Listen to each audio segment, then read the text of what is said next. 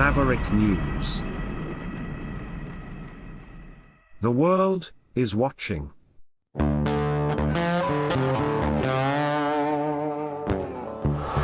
In a universe full of ideas, we draw lightness from the dark to a place where opposites attract. Right meets left, positive touches negative, sparking an explosion of truth. Because politics makes strange bedfellows.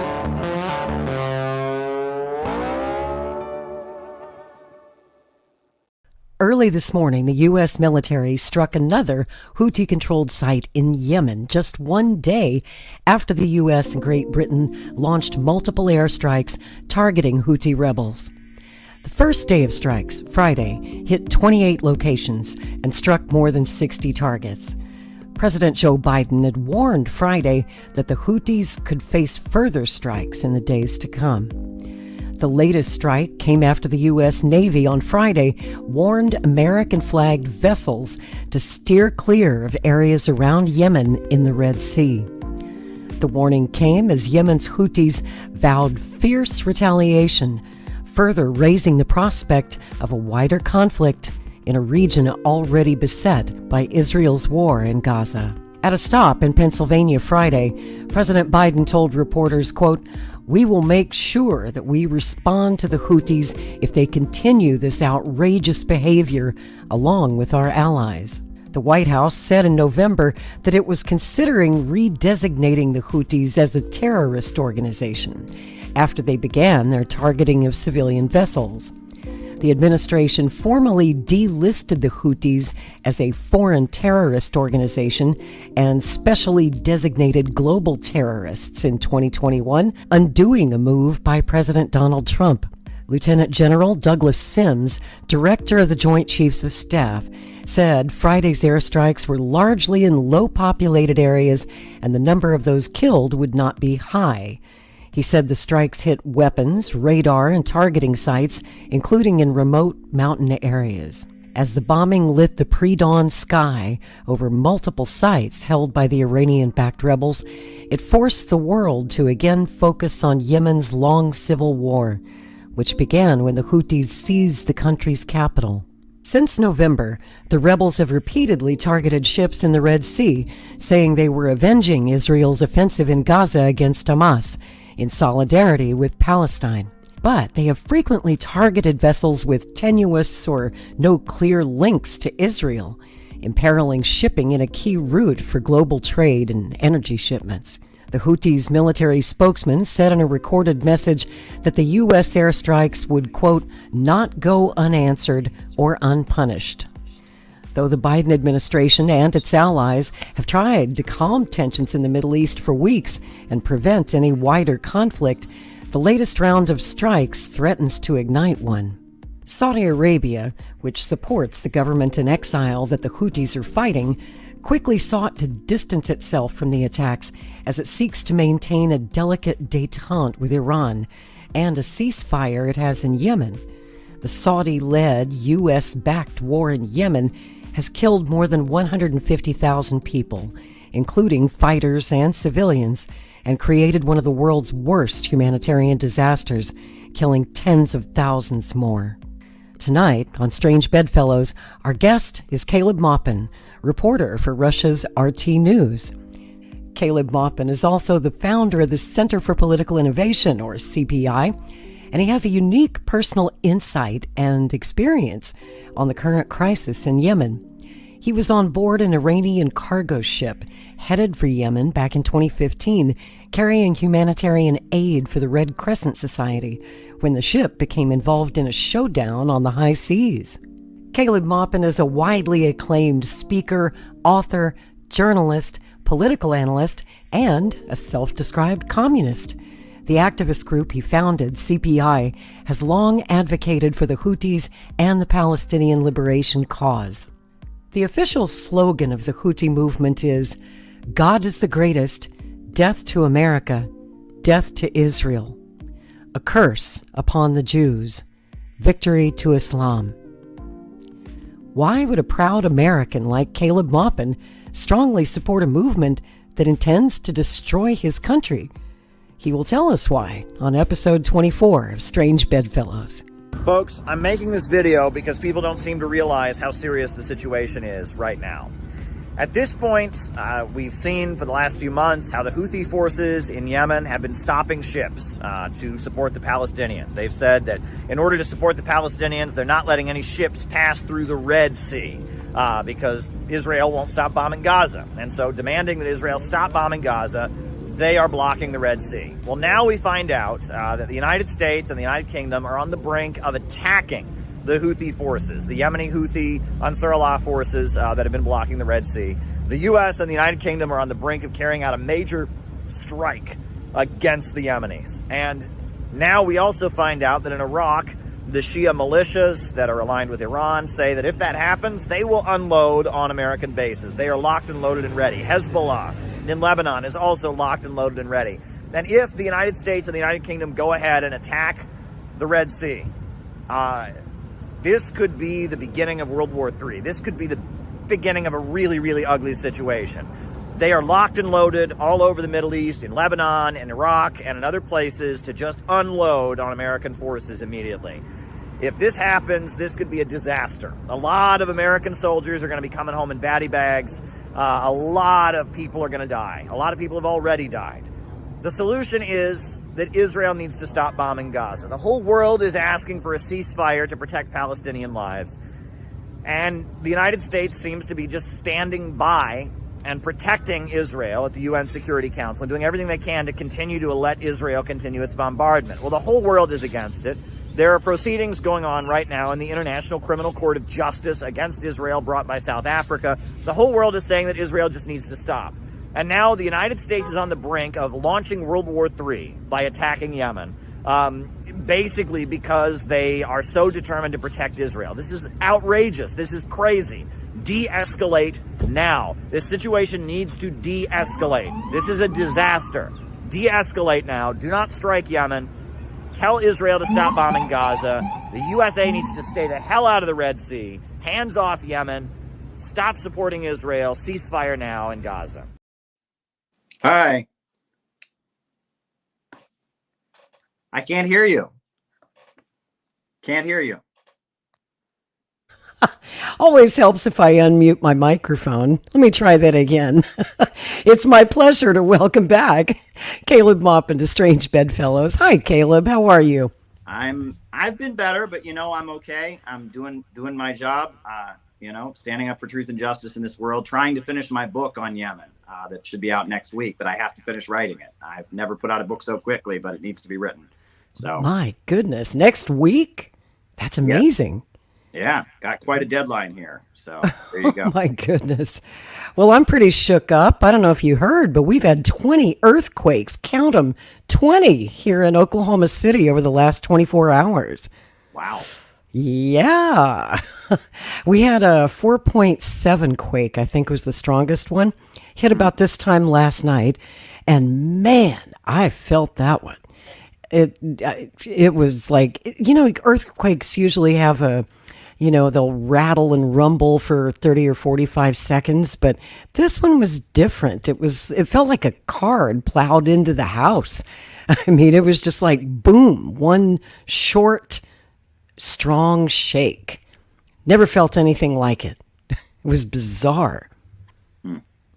So, yeah, it's been interesting. And if you see the camera shaking during the show, that's why. We're still having a lot of aftershocks here. So it's been interesting. And it's 9 degrees right now with a wind chill of -5. Wow. Yeah, buddy. So we're having the earthquakes and the deep freeze at the same time. But I'm glad you could make it. I'm glad I could make it. Hopefully we won't get shook off the air tonight. And man, a lot has happened. A lot can happen in 3 months since the last time we talked. You were on episode 15, and that was about a week before the October 7th attacks. So with so much to cover, let's get right into it. I did at the top of the show, before we dive into the Middle East, I did want to acknowledge the death of Gonzalo Lira. It's now been confirmed that he did die in a Ukrainian prison where he's been since early August. And Man, Caleb, it's just unbelievable that even today the State Department had no comment. Yes, he was a U.S. citizen. Right. This was a U.S. citizen. He did not engage in any armed activities against the Ukrainian government. He was simply going around doing journalism. And he was allowed to rot in prison and die by the Biden White House. At that point, that's our government basically giving a license to the Ukrainian government to kill American citizens for their political views. And that's pretty blatantly horrifying if you think about it, right? I mean, it's one thing for the USA to be aligned with Ukraine, but to say that Ukraine can then kill American citizens, they could have arranged for him to be deported back to the United States, never go back to Ukraine. They could have done, but they just ignored it, and then he died. I'm one of many American citizens that are on the Ukrainian government's list of information terrorists. That's right. You are on the list. Right. And if I were to go over to Ukraine and the Ukrainian authorities decided to kill me, Joe Biden is basically saying he would be okay with that. Scary, isn't it? Because you're a journalist too. And you work for a Russian television network, so they want you. And you frequently do travel back and forth to Russia. You were just over there not long ago. Yes. It must be a strange feeling to realize that they could nab you like they did Gonzalo. They could make you disappear, and that your own government probably wouldn't be there to help you. Well, and it shows pretty blatant hypocrisy on their part, right? I mean, it's pretty clear right now that they've given the Ukrainian forces a license to kill. I knew a woman, Dari Dugina, the daughter of Russian philosopher Alexander Dugin. I met Alexander Dugin once in my life, which, social media will never let people forget that because I went to a conference and spoke with him. But his daughter, who was only 26 years old at the time of her death, she met with me 5 or 6 times, I would say. Most of the times when I would go over to Russia, we would have dinner, we would talk things over. I first met her at the World Youth Festival in 2017. And August 19th of last year, she was destroyed by a car bomb. Murdered. It was right after they arrested Gonzalo, like within a week or two of that. And she was in Russia. She wasn't in Ukraine. She was in Russia. That's and right. her car was blown up and she was killed. And this is a 26-year-old young woman who was not a combatant, was not involved in any military operations. She had a radio show in Russia. She'd written a few books. She, did a lot to promote her father's work as a philosopher who was very supportive of Putin, and she was murdered. So, and there's been other murders that have gone on. Yes. So it's something to keep in mind. The other thing that I think is interesting about all of this, is it appears that in some of these cases, these murderers in Russia, these people that they recruit in Russia to go kill people on behalf of the Ukrainian intelligence services, they get recruited through Facebook and through Twitter. Somebody kind of becomes their best friend on Twitter and Facebook and gradually gets compromising information on them through which they can blackmail them, gradually manipulate. And that seems to be the tactic that the intelligence agencies are using with apps like Discord and such, as they buddy with people, they get inside their heads, they manipulate them, and they get them to the point that they do things that, and in some cases, they don't even know what they're doing. There was one of these assassinations where, from what I understand, this young woman thought she was doing something to help this man who was assassinated. She went and brought him this statue. She didn't know it was a bomb. And it blew him up, right? And somebody on Facebook or Twitter or one of these apps had gotten to be her best friend online and done a lot of nice stuff for her and said, now, can't you go just take this statue and one thing led to another. And she ended up, being the one who delivered the bomb that murdered this Russian journalist, right? And so that's something to watch out for. Social media is very dangerous, right? We know from the Twitter files how much it is manipulated and such. And, you should always be careful who you're talking to online, because you never really know if they are who they say they are or what their intentions are. Speaking of social media, that was how I knew Gonzalo Lira. That was our only contact that we ever had with one another, was on Twitter. We had exchanged some private messages earlier this year. And just today, when I found out he was gone, I went back to my DM box and I looked at my last communication from him. And I think I'll keep it private. I'll keep it to myself, what was said. But I will say that he knew what was going to happen. And I wanted to ask you a quick question about that. when he was on the run and trying to cross the border and get out of Ukraine late last July, I was thinking to myself, and now I'm kicking myself that I didn't send him a private message to tell him what I was thinking. And I was thinking, Gonzalo, why don't you run to Russia? Do you think he would have been safe in Russia? Do you think he'd be alive today had he gone to Russia? I must be honest with you. I don't know very much about Gonzalo Lira. I did not follow his work, extremely closely, and so I appreciate anyone who's telling the truth about Ukraine and telling the truth about, what was going on there and giving the other side of the story, exposing the atrocities of the Ukrainian government. But I wasn't deeply familiar with him and what he had to say. I know there's a lot of Russians that watched his content, were big fans of his work. So I can't imagine that the Russian government would have had an issue with him. But I don't know the details. And again, it's not something that I have studied with enough depth to comment on. And I do know that we at RT have covered his death quite a bit. And saw your report today, or not your report, but RT's report. It was quite good. Yeah. So, yeah. And anyway, rest in peace, Gonzalo. Also, I will say is that, even now, I mean, the man's dead at this point, right? But, I continue to get people that bring up things he said about Chilean politics in the 1970s and all of that. It's like, you do realize this man's dead, right? Like, this is not, like, none of that matters right now, right? He wasn't. That's not the point. The point is an American citizen, a journalist, was imprisoned and died due to lack of medical care is what it sounds like. He had double pneumonia in his lungs, and he was not being given medication. I don't know if he had a bad case of COVID or if he just got pneumonia, but that was apparently the cause of death. Yeah, and I mean, it's beyond me. And social media is so good at, digging up everyone's got something scandalous or controversial they've done or said, and that becomes the issue. And it's like, you do realize this American citizen was just allowed to die in a Ukrainian prison for not doing the point other than spreading his political views on social media. So, and I often disagreed with Gonzalo frequently. I certainly did not endorse everything that he said, but again, that's not the point. The point is the United States government was not there for him, and he was one of our citizens, and they let the Ukrainians kill him. It looks like, to me, that's just my opinion. Yep. And it's a travesty, and it only makes me worry more for Julian Assange and what's going to happen to Julian when he ends up in a U.S. prison. I must say, he's made it almost 5 years over there, and as hellish a place as Belmarsh is, they're being careful with him.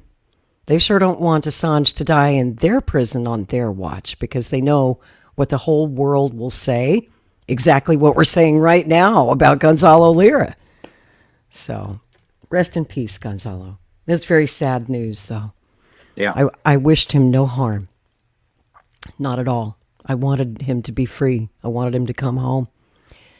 But, let's dive into the Middle East, shall we? There's so much to talk about. We have this crisis now on the Red Sea, and I was hoping that you could fill us in. We talked about it a little bit in the intro about your experience in 2015 when you were on that humanitarian aid ship, and tell me a little bit about how that influenced you politically and why you support the Houthi movement. Well, there's a lot there, right? And, the reason I'm writing this book is because there is no official history of the Houthis on Amazon that you can buy. No one knows anything about them. Interesting. Yeah. I have been translating the sermons of their founder, Hussein al-Houthi, the minister who started their movement, who died in 2004, was killed, with an airstrike by the Yemeni military. I've been translating the speeches and the messages of the current leader of the movement, which is his brother, Malik Abdul al-Houthi. It was his brother who currently leads the movement. And I've been pulling up old documents, and I've been piecing together. I'm writing a book to basically tell the story of who they are. This is a movement of people that want control of their country.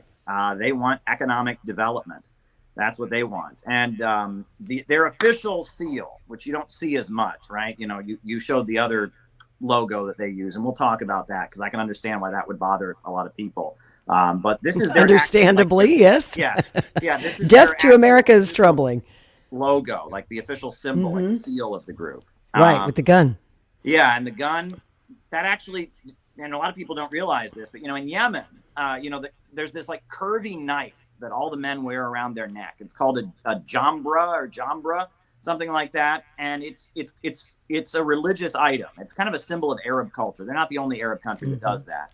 But they interpret the Quran as saying that it's a man's duty to have a weapon to protect his home. He must protect his wife and children. So right. He's got to carry this knife around with him everywhere he goes. Well, the Houthis take that a step further, and they say, in this day and age, you have to have a gun. They are Second Amendment advocates. They believe in the right to bear arms. That's right. That's actually why the war started with the Yemeni government. The Yemeni government tried to take their guns away in 2003. And they said, no, we're going to maintain our right to bear arms. And they got into a civil war with the Yemeni government. But they believe that it is everyone's duty to have a gun. So they have a gun as their symbol there. But perpendicular. And did you notice, I'm sure you did, the footage yesterday, the big rally there in Yemen, everybody had an AK-47. Yeah. Every single person in that crowd was waving a gun. Yeah, and that's what and these are people who live in the mountains. It's a very mountainous country, and they live in northern Yemen, and in Sada province is kind of the base of the Houthi movement, which is very mountainous. And I think people don't realize how poor Yemen really is. Yemen, their population, 70% literacy, meaning 30% of the adults there cannot read or write. More than 1 in 4 adults in Yemen is not able to read or write. Okay. The life expectancy in Yemen is 67 years of age. That's 191st in the world in terms of life expectancy. This is according to the CIA World Factbook, by the way. In addition to that, Yemen has 31 million people. That's the population. 16 to 17 million of those people do not have electricity in their homes. That's more than half. More than half the people in the country do not have electricity. You're talking about people that are living in a level of poverty we cannot even imagine. Okay? I mean, these are people that don't have running water. These are people who have, never been to school in their lives, never had their kids get any education. These are people living up in the mountains. And in this particular region, they've been, for well over 1,000 years, they've practiced an interpretation of Islam. It's rather obscure, a form of Islam called Zaydism. And they are followers of Imam Zayd, who was a guy who led an uprising of the poor against the caliphate. The Islamic caliphate existed, and this guy, he led an armed uprising of the poor and the oppressed against the caliphate. And he was, shot through the head with an arrow and martyred.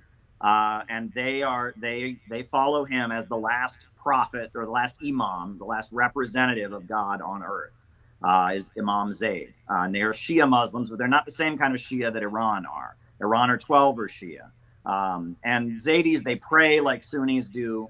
They have the Sunni prayers that they practice. They're their own form of Islam that they've been practicing in this particular region for thousands of years. Zayd Shia Islam. And they believe you must have a firearm to protect your home. They believe it is the duty of all followers of God to stand with the oppressed. They say that a true imam is a fighting imam, meaning that if a religious leader does not take up a weapon and fight for the oppressed, he's not genuine. That is one of their beliefs. And they've been there. And what happened was that, you remember the Arab Spring? Sure. Yeah, well, Yemen had a dictator until then, a guy named Saleh. And Saleh was a very corrupt dictator.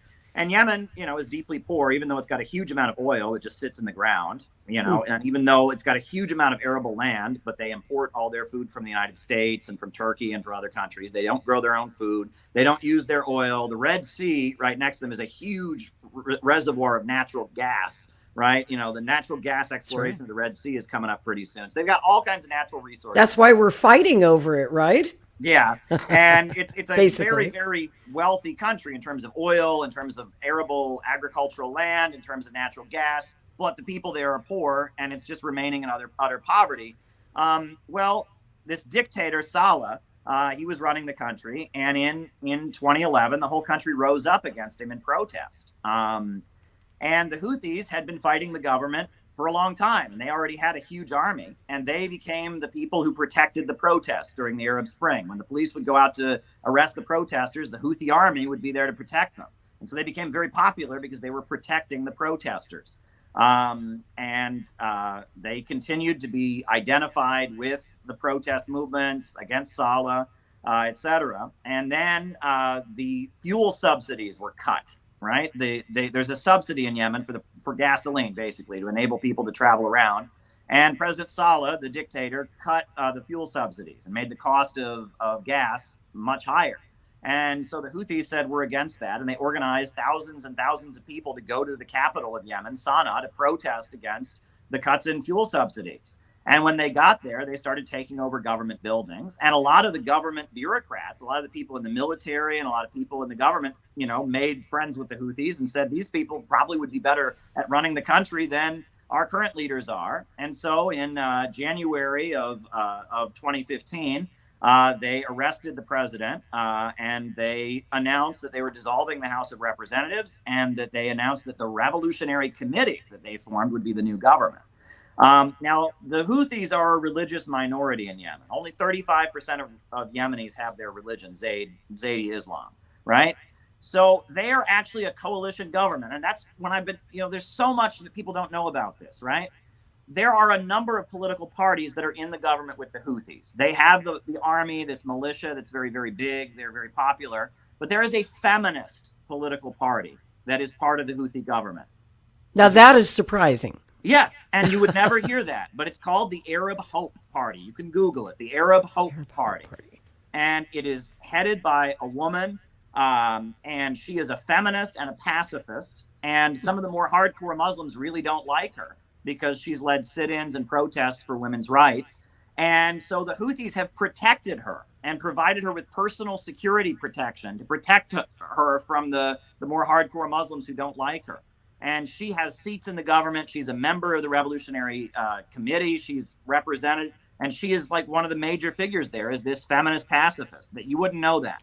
I did not know that. Yeah, another big factor in the Yemeni Revolutionary Committee are the communists, and no one talks about that either. The Yemeni Socialist Party. During the Cold War, Yemen was divided. It was North and South Yemen. South Yemen was ruled by the Yemeni Socialist Party. And they had, South Yemen had a big red star on their flag, and it was like a communist government. And then in 1990, as the Soviet Union was falling, South Yemen merged back into North Yemen. They became one country again. There was then another civil war in 1994 because the culture of South Yemen is very different than the culture of Northern Yemen. The people in Northern Yemen are in the mountains. They're very religious. The people in South Yemen, there's oil wells there, and they're a little more industrialized, and they're a little more secular. And things weren't going well. There was another civil war in 1994, but there's the people in South Yemen has been rocked by civil war my whole life. That's all I know or remember about Yemen, was that they were always in a state of civil war, it seemed. Yeah, and the Yemeni Socialist Party, which is the party, they call themselves the Yemeni Socialist Party. They're also called the Southern Movement. They want to restore the communism in the South. Now, they have changed their beliefs. They're not Marxist-Leninists anymore, I guess. They are Muslims now. They do recognize that Islam needs to be the basis of Yemeni law, but they are advocates of socialism. They admire Cuba. They admire North Korea. They admire China. But they're for, more of a secular government, but based on the Islamic teaching. And the Yemeni Socialist Party, the overwhelming majority of that party is part of the Yemeni government as well right now, in coalition with the Houthis, part of their Revolutionary Committee. There is a faction of the Yemeni Socialist Party that fled to Saudi Arabia and controls their website, but they don't represent the forces on the ground. The people in the government, they're called the Yemeni Socialist Party, anti-aggression, is what they're called. And they are a big part of the government there as well. So, because the Houthis are only 35% of the population in terms of religion, they are not going to be able to impose their religion on the whole country. That wouldn't work. What they want is the different regions to be allowed to practice their different faith and their different way of doing things their own way. And they want economic development. They want the oil to be nationalized. They want to start selling that oil to, build schools and hospitals and raise their people up. They want to start growing, crops on that arable land. They want to use that natural, and this logo that I showed you, right next to the gun. And this is the important thing. That's a shaft of wheat. Mm-hmm. And that stands for economic development. And that is one of the central slogans that the Houthis have everywhere. They say economic development. That's what they're demanding, is economic development. And, if you dig deeper into what the Houthi movement is really about, it is a movement against austerity. They are against cuts in public services. They are against cuts in aid. Hussein al-Houthi, he made fun of the Western governments for saying they support the rights of women. He said, how can you say that you support the rights of women when you don't provide food to mothers to feed their children? How can you say that you support the rights of women when you don't provide services for single mothers and you don't provide daycare and all of this? He says they think that the rights of women just means women, crowding into the offices and doing the jobs that men do, or women having seats in government. He said, but we believe that the rights of women means providing for people.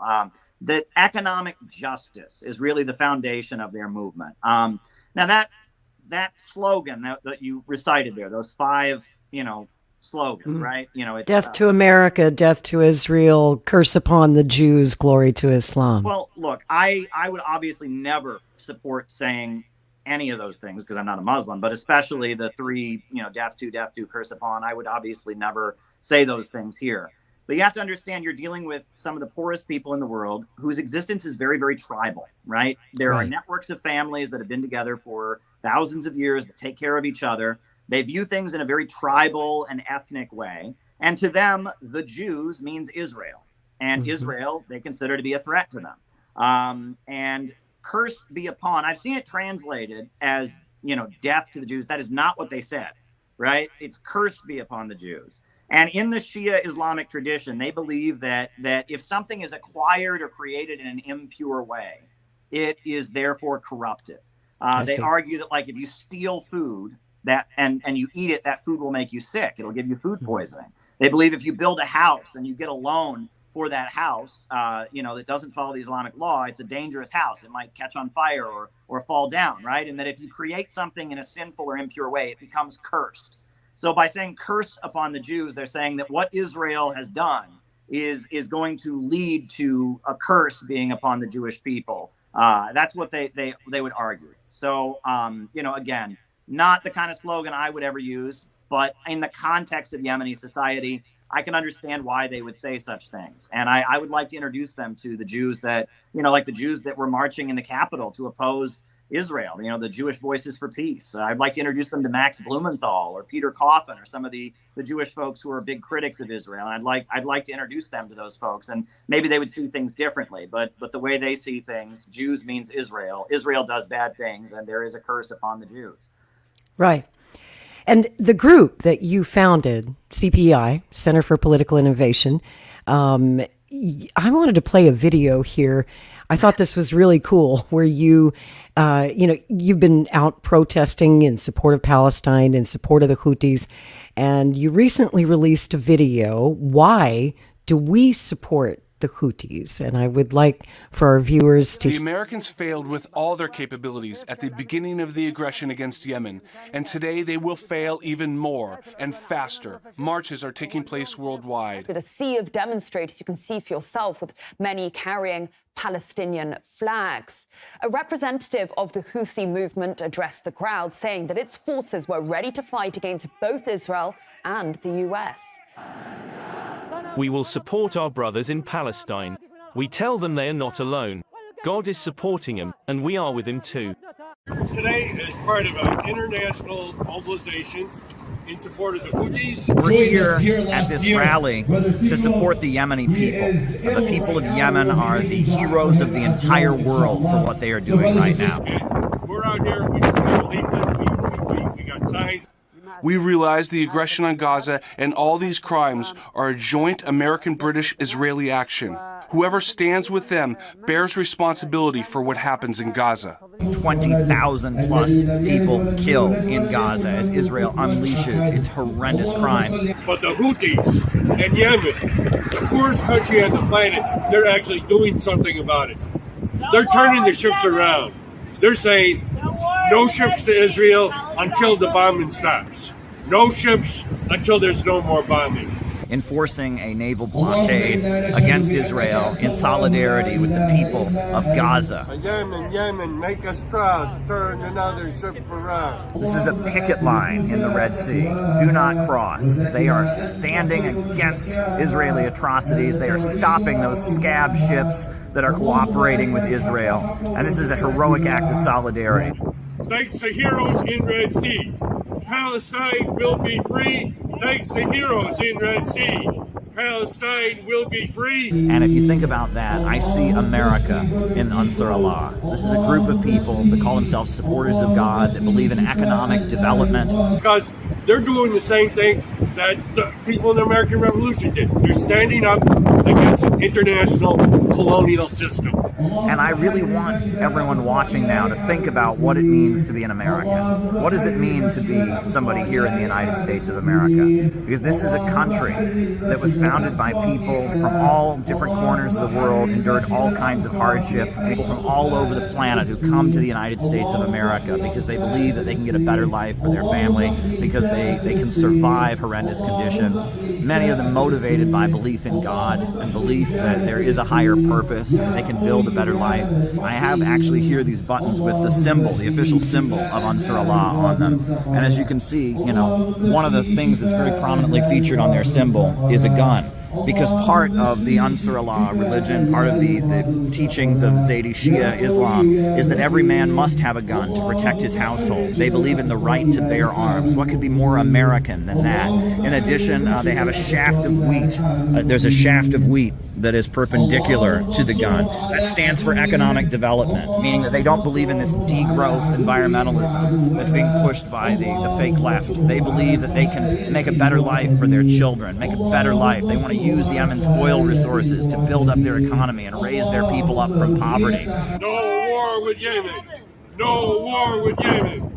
No war with Yemen. People in one of the poorest countries in the world, in the mountains of northern Yemen, the Ansar Allah movement, the followers of Hussein al-Houthi, the poorest people in the world are standing up and fighting back. They have picked up a gun and they are fighting for their people. The Yemeni people will not tolerate any American intervention or guardianship. We are ready for confrontation. The aggression against Yemen has been US-led from the beginning. We are prepared for everything. We realize that if we do not make a sacrifice now, we will later when we are oppressed and defeated. You know, the Bible says that the last shall be first and the first shall be last. And if you think about it, if you think about what's happening in the world now, Yemen, one of the poorest countries in the world, is making itself heard all over the planet. The Houthis are heroes. If the American people knew what they were doing, right, they would be supporting it. You know, Mao Zedong, the founder of the Chinese Revolution, he said, the people of a small country can surely defeat aggression by a big country, but only if they dare to rise and struggle, only if they dare to take up arms and grasp into their own hands the destiny of their country. And the people of Yemen have done that. If the American forces present in the Red Sea commit foolish acts against the Yemeni people, whether against the Navy, against Yemen in general, or against Yemen's interests, the Yemeni people will not stand idly by, and the armed forces will not stand idly either. American naval units will become targets, along with those who support and back them. What we're looking at today is another miracle in the Red Sea. Pharaoh didn't learn his lesson the last time. And if Pharaoh Biden sends American troops to try to fight in the Red Sea, he's going to meet the same fate as the hero in the Old Testament did. If you truly love America, if you truly love everything this country was meant to stand for, when it emerged as a revolution against the British Empire, you should love the Houthis right now. You should love the people of Yemen and admire them. They are standing against the Atlanticist system, this global system of free trade. They are stopping that free trade. They are stopping the ships. They are standing for economic development. They are shutting it down. They are the heroes of the people of the world. They stand for economic development. They stand for the rights of people, the rights of justice and truth against the system that puts profit and monopoly, big banks and corporations over human lives. We admire the Houthis. The Houthis are the hero of the whole world. We stand with you from Bronx to Chicago to Portland to every corner of this country. There are Americans that hear your call and stand with you. Shut it down. solidarity with Ansar Allah, solidarity with Yemen, solidarity with Gaza, free Palestine, down with U.S. imperialism. The poorest nation on the planet is doing more than all the richest nations put together to defend decency and oppose genocide.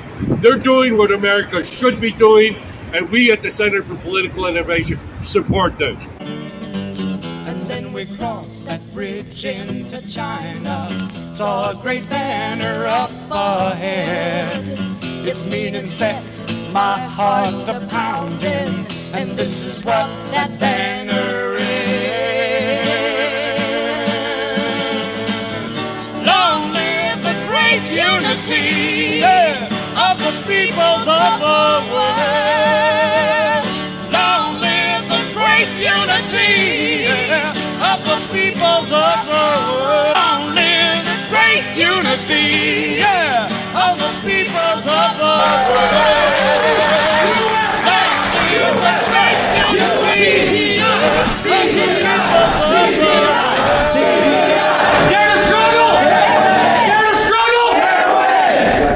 The government of Sana'a, because it makes its own decisions, isn't hostage to the American colonial project and has witnessed the atrocities of the American Zionist colonial project. The world, if it continues to watch the heinous crimes in Gaza and Palestine, will pay a high price in the future. Because this is the message of the new colonial project. Whoever stands against it will face a fate similar to that of the people of Gaza. China, Russia, and India and other countries won't accept American, British, Israeli dominance. The Houthis are heroes. Houthis are heroes. Houthis are heroes. Houthis are heroes. The Houthis are heroes, says John McCarthy. In that clip, he compared President Biden to Pharaoh, which I thought was interesting. Pharaoh didn't learn his lesson, right? So we have to teach him. And God knows I'm no fan of President Biden. But when I hear talk like that from the Houthis, even from the Palestinians, that they want to destroy us, they call us the American Zionist colonialist project, make that make sense. How can I possibly support that as an American? I mean, I take that as a threat. Well, when you say American Zionist colonialist project, that refers to Israel, right? I mean, it's, and us. No, I think that refers to the Americans are the main sponsors of this project that was started in 1947, really before that with the Balfour Declaration, to set up a country for one race, for one ethnicity in Palestine, right? It's a colonial project that was backed by the Americans, right? And the Soviet Union. Let's not forget that Israel, as we know it, wouldn't exist today had it not been for the Soviet Union's advocacy at the United Nations in 1948. And they learned from that real quick because about a year afterwards, they found all kinds of networks of Israeli spies all throughout, Eastern Europe and different places. And pretty soon they learned that that was a big mistake. But you are correct. Coming out of the Second World War, a lot of people saw the horrors of the Holocaust and thought, right. The Jewish people have been through so much. We can give them a homeland. They'll be progressive. They'll be anti-fascist because of what they went through. And, when Israel started, it presented itself like it was a big socialist commune in the desert. There were a Correct. lot of older communists I know who walked around. They used to sell the Daily Worker half the day and Trees for Israel the next, and that it was. But after a while, the nature of Israel became pretty clear. In 1978, the election of Menachem Begin as prime minister was a pretty big turning point. I remember. I'm so old, I remember that. There you go. And I do remember Menachem Begin. There was always a hard right wing in Israeli Zionism, right? You had the main current was Haganah, the Israeli Labor Party, which presented itself as socialist. But then you had Irgun, right? And Irgun were, the founders of what became the revisionist party, revisionist Zionism, which is Netanyahu's party now. Likud is the continuity of. And they actually celebrated the rise of Hitler in Germany because they said it would cause more Jews to have to move to Palestine. And they said that, deep down, all non-Jews are like Hitler. Deep down, all non-Jews are just bloodthirsty anti-Semites. So there's nothing particularly wrong with Hitler. And he'll show Jews throughout Germany they have to come to Israel. And they celebrated the rise of Hitler. Irgun which is interesting. There was a divide. The bulk of the Zionist movement supported the British during the Second World War, but Orgun supported the Nazis, actually, because they were convinced the Nazis would draw up a treaty with them and let all the Jews of Europe be transported to Palestine. And so they carried out terrorist attacks against the British during the Second World War. And that's the roots of right-wing Israeli politics, right? So it's very interesting. It took a while for Israel to kind of shed its kind of leftist pretensions. But I think, you have to remember, until the end of the Second World War, Zionism was the minority among Jews in the world. Most Jews until the Second World War were Marxists or socialists. Right. And it wasn't until the Holocaust, which killed off millions of Jewish people, the majority of which were socialists or communists. And in Britain is where the Jews were not killed, because Britain was not taken over by the Nazis. And Britain was the stronghold of the Zionist movement. That's where it was headquartered out of. That's where the World Zionist Organization and Theodore Herzl were set up. And so they had, dominance among, discourse among the Jewish world at that point. And then on top of that, the Holocaust had happened, and it was a horrendous thing. 6 million people exterminated horrendously.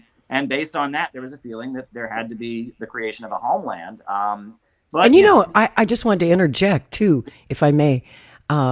Stalin had tried since the 1920s to establish autonomous zones in the Soviet Union with the idea of keeping the Jews safe at home.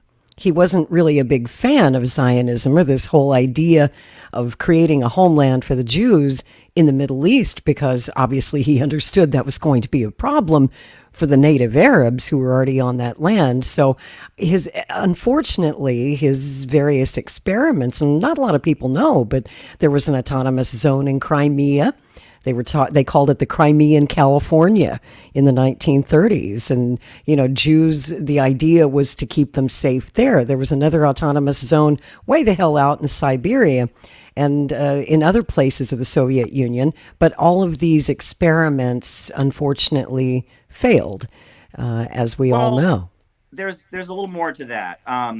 Lenin was very much an advocate of nationalism. Right. Marx had said there is no nation, right? Workers, the world unite. There is no nationality. But Lenin came along and he said, well, there are oppressed nations and oppressor nations. And an oppressed nation is something that you should support. And so when the Soviet Union was created, they had two bodies. They had the Supreme Soviet, and then they had the House of Nationalities. And he went around throughout the former Russian Empire that was becoming the Soviet Union, and he found groups of people that had a particular dialect or language, and he said, you are now a nation, and as a nation, you have your territory, and we're going to help you. And a lot of these people didn't have their own separate written language yet, but we're going to help you develop your own written language. Like the Ukrainians. Yeah, and Putin actually argues that really hurt the Soviet Union in the long term, because these are people that maybe there was a different dialect and different cultural things, but they're the same people. They were the same part of the same civilization, the Russian Empire. And that by going around and pointing to all these different groups and saying, you are now a nation, here are the borders of your national territory, here's your separate, we're going to help you develop a separate written language, and that kind of planted the seeds of division. I don't know. I'm not from there. And it's not for me to say. I would never tell a Ukrainian that they're not the same, they're not a different nationality. It's not for me to say, and this is things that Russians and Ukrainians and Moldovans and Latvians argue about all the time. Not for me to jump into it. But the Jewish autonomous regions were created because of the fact that Jews were considered to be a separate nationality.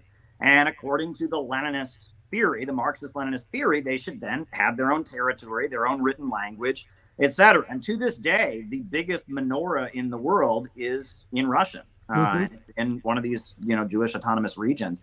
There were also a number of American communist Jews who moved to the Soviet Union to live there. And there were some older communists who could sing for me. I can't do it because I don't speak Yiddish. There's a song in Yiddish that was popular, and it's like the lyrics translate to something like, who says that Jews can't be farmers, come to the Jewish autonomous region. And there were hundreds, maybe even thousands of American Jews who were in the Communist Party who packed up and moved to the Jewish autonomous region. So that's so a wild, true.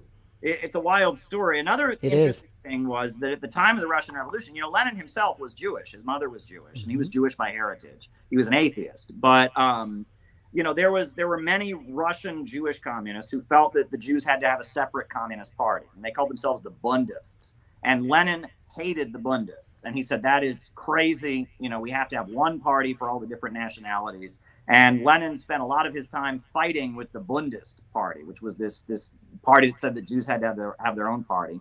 The other thing is that there was something called labor Zionism, right, which is the theory that there should be a Jewish state in Palestine, but it should be a socialist state. That was the idea for some. Yeah, labor Zionism.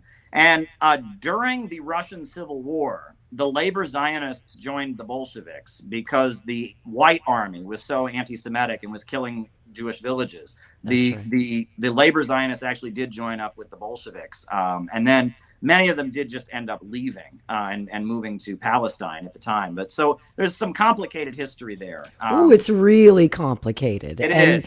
And the most fascinating thing, Caleb, and why I wanted to have this talk with you, because I know you're a student of history too, and the Cold War. And the most fascinating thing about it is how the alliances shifted, literally turned on their ear, right? In the beginning, the Soviets were very supportive of the Zionist project in Palestine.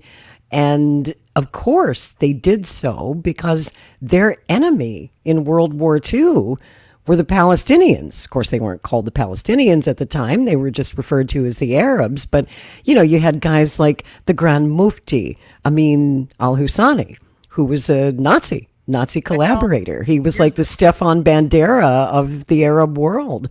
Well, that's a bit of a stretch. See, now, you think? 1936, right? The Jewish settlers who had come to Palestine, right? They were fighting with the Arabs, and the Arabs didn't like them, and there was the Arab local population was fighting with them. So the British sent their military to the British Mandate of Palestine to protect the Jewish settlers. The Soviet Union supported the Arabs. They said this is British imperialism, and they said that they called out the Jewish settlers for basically functioning as foot soldiers of the British Empire.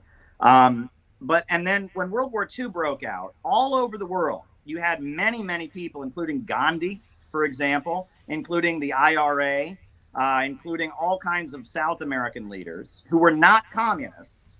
They were not communists, so they were not loyal to the Soviet Union. And their enemy was the British or the Americans. And so they immediately went and tried to make deals with Hitler. And that happened all over the world. Kenya is a great example. There's a photograph I think someone has dug up of Adolf Hitler talking to a black African Kenyan fighter against the British who he met with. And Gandhi wrote a horrendous letter to Adolf Hitler. Go Google Gandhi's letter. Seen it. Yeah, that among the Arabs who were not communists, which there was a very strong communist current in Palestine that didn't support Hitler, obviously. That is correct. But that guy, Grand Mufti, he was not a communist, and his enemy... Oh, he hated the communists. He wanted to kill every last communist on the planet, and they did kill a hell of a lot of communists with their Waffen SS divisions in North Africa. And his main enemy was the British and the Zionist settlers that were aligned with them. And he wasn't a communist, so it was kind of enemy is my friend kind of logic. Indeed. And that was, it's unfortunate. And, but he was also, let's be honest, he was a very enthusiastic Nazi. He very quickly got into bed with Hitler as early as 1933, spent the entirety of World War II in Berlin doing propaganda for the Arab world for the Nazis, made sure that Mein Kampf was translated into the Arabic and widely distributed, and whipped up the Arab world to go kill the Jews. I mean, that was the whole idea. His enemy was the British, and the British were aligned with the settlers that were coming into his country. I mean... Right. I understand his reasons. And he wasn't a communist. And so why would he be... the communists had the position that you should align with the democratic Americans, British West against the Nazis, but he didn't think that. That wasn't his attitude, because he, so that's the way he saw it. Have you ever read Native Son by Richard Wright? Son. By whom? Richard Wright. It's one of the most famous African-American novels. Heard of it, but I don't know if I've read it. You read it in a lot of American literature classes. It's an African-American writer who was a Communist Party member named Richard Wright. He wrote this book. It's about Bigger Thomas, who is a young African-American man who lives in Chicago, and he's hired to work in a white woman's house, and he accidentally kills her, and then he gets like the death penalty. It was, considered one, but The opening scene in the book is Bigger Thomas. This character is supposed to be, a young black man from Chicago in 1939. He goes to the movies with his best friend. And he's in the movie theater with his best friend. And before the movie starts, they have a newsreel of Adolf Hitler. And he's sitting there in the movie theater with his best friend, and he sees Hitler on the screen shouting about how he's going to fight for his race and he's going to fight for the Aryan race and for his people. And Bigger Thomas, the fictional character in this award-winning African novel, turns to his best friend and he says, we need somebody like that for our people. We need a black Hitler, right? And that was the Nation of Islam, the organization of Malcolm X. They made similar statements themselves, right? It was a feeling of, we need someone to fight for our race. And it's very tragic, right? And again, this is when you don't have the science of Marxism. This leads to a lot of confusion. And also, to be fair, the communists made a lot of mistakes during this period because the understanding was, and I agree with this, that the Nazis were the main threat and that everything had to be done to defeat the Nazis.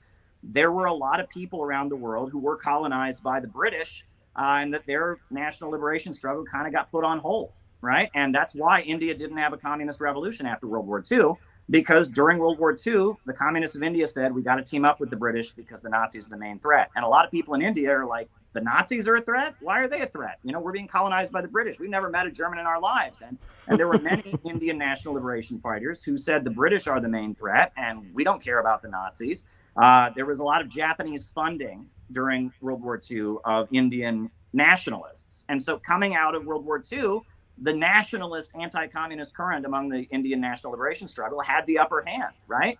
And that there are many examples of this, throughout the world, and that in some places the communists kind of went over the top with their support for the United States and Britain against the Nazis. The United States, the Communist Party of the United States, it collaborated with Japanese internment, for example. Did you know that? Yeah, yes. The Communist Party of the United States, they sent a letter to every single Japanese member and basically kicked them out of the party and told them to comply with internment. That's reprehensible, right? It was obviously right to support the USA against the Nazis and against Japan, but you shouldn't be, complying with Japanese internment. And they should have found a way that they could at least oppose Japanese internment or make a statement against it, but still support the country against the Nazis, right? And I think, and that goes to show you that, when you're on the right side of things, you can often overlook the bad things you might be doing, right? You get kind of a... So by that logic, let me ask you this. Yeah. By that logic, should we then forgive and understand and defend the Ukrainians' reasons in World War II for their alliance with Nazi Germany? Because their goals, their stated goals, were exactly the same as the goals of Amin al-Husseini and the liberation movement of the Arabs. They wanted two things. They wanted a homeland, a state, and they wanted to kill Jews. And by that logic, they both allied themselves with Hitler for the same reasons, and they hated communists. Would the Ukrainians not also fall into that same category? Are they the bad Nazis and the Arabs were the good Nazis? Or how exactly do you view that? Well, first of all, I don't think that what the Mufti was doing was correct, but I'm explaining why he made the mistake that he made and why that current existed. So I don't endorse that move, right? I think that was absolutely wrong for him to take that position, but it was based on the fact that he wasn't a communist, that he represented the nationalist bourgeoisie of the Arab world that took that position. It was anti-communist, but was also anti-British. So that's the first thing. I don't endorse the Mufti. Second of all, the second thing is, though, that's not a fair comparison to make, because the only reason Ukraine had its own written language is because of the Soviet Union. And as Vladimir Putin has pointed out many, many times, the entire concept of a Ukrainian nation is something that Lenin and the Soviet Union invented. So taking up arms against the Soviet Union in the name of a Ukrainian nation is illogical. Ukrainian it was treasonous. That was their country. Well, it doesn't even make any sense, right? There would be no Ukrainian nationalism if the Soviet Union hadn't come along and said, you're a nation. Here's your border. We're going to help you develop your own written language. So, it doesn't make sense. Ukrainian nationalism was invented, as the 1930s got going, right? It was invented kind of to go along with. Whereas the Arab people, I think, you and I would both agree that the Arab people have been around for thousands of years. Their language is their language. Their history is their history. One thing that I would think is a fair point is that, when we talk about Palestinians and Jordanians and Saudis and such, and this is one thing that defenders of Israel will point out, and I don't agree with what they're trying to say when they point it out, but they're pointing to something that is true, that is that there is one Arab people, right? There's not separate nationalities among the Arab people, right? Those borders of the Middle East were drawn up by the European colonizers at the Sykes-Picot Agreement. And it had nothing to do with culture or anything. It was simply based on who got control of the oil, and they gave Saudi Arabia to the House of Saud because they were their foot soldiers. They gave Jordan to the Hashemite, royal, they drew up those borders purely for colonial reasons. Syria was given to the French, and there's one Arab nation, and there's one Arab people. And I think that eventually there will be one Arabia. And that'll be a part of the world moving away from imperialism will be, I support pan-Arabism, so to speak, right? The idea of one Arab nationality. So it gets very confusing when you start trying to divide up the Arab people of who's a Palestinian, who's an Arab, who's an Iraqi, there's one Arab people. Now, Iranians are Persian. And yet so many different sects and tribes within that larger movement, right? Right. But they are one people, and so they're often fighting with each other, well, right? As we saw in Yemen over the last 30 years or more. Sure, and that has been to the benefit of those who divided them. I think that's in the movie Lawrence of Arabia. That's one right. thing that he says. He says, the fact that they've divided you based on tribe, So there you go. Exactly. And speaking of those shifting alliances.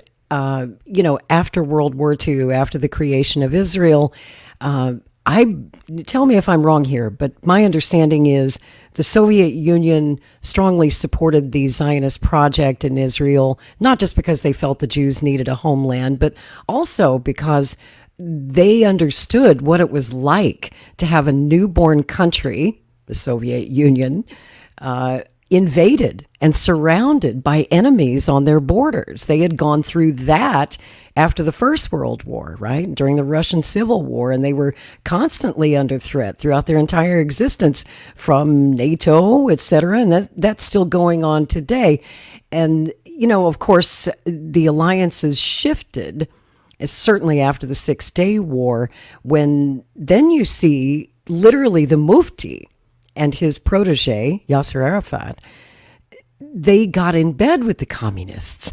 Their former enemies, they then became allies because, of course, the United States cozied up to Israel. And so there was all this Cold War tension that I think was a major factor in all of this. What do you think? I don't think that narrative is correct in many ways. Until the Second World War, until like the end of the Second World War, Marxism, the Bolsheviks had always taken the position. They said Zionism is a reactionary trend of the Jewish bourgeoisie.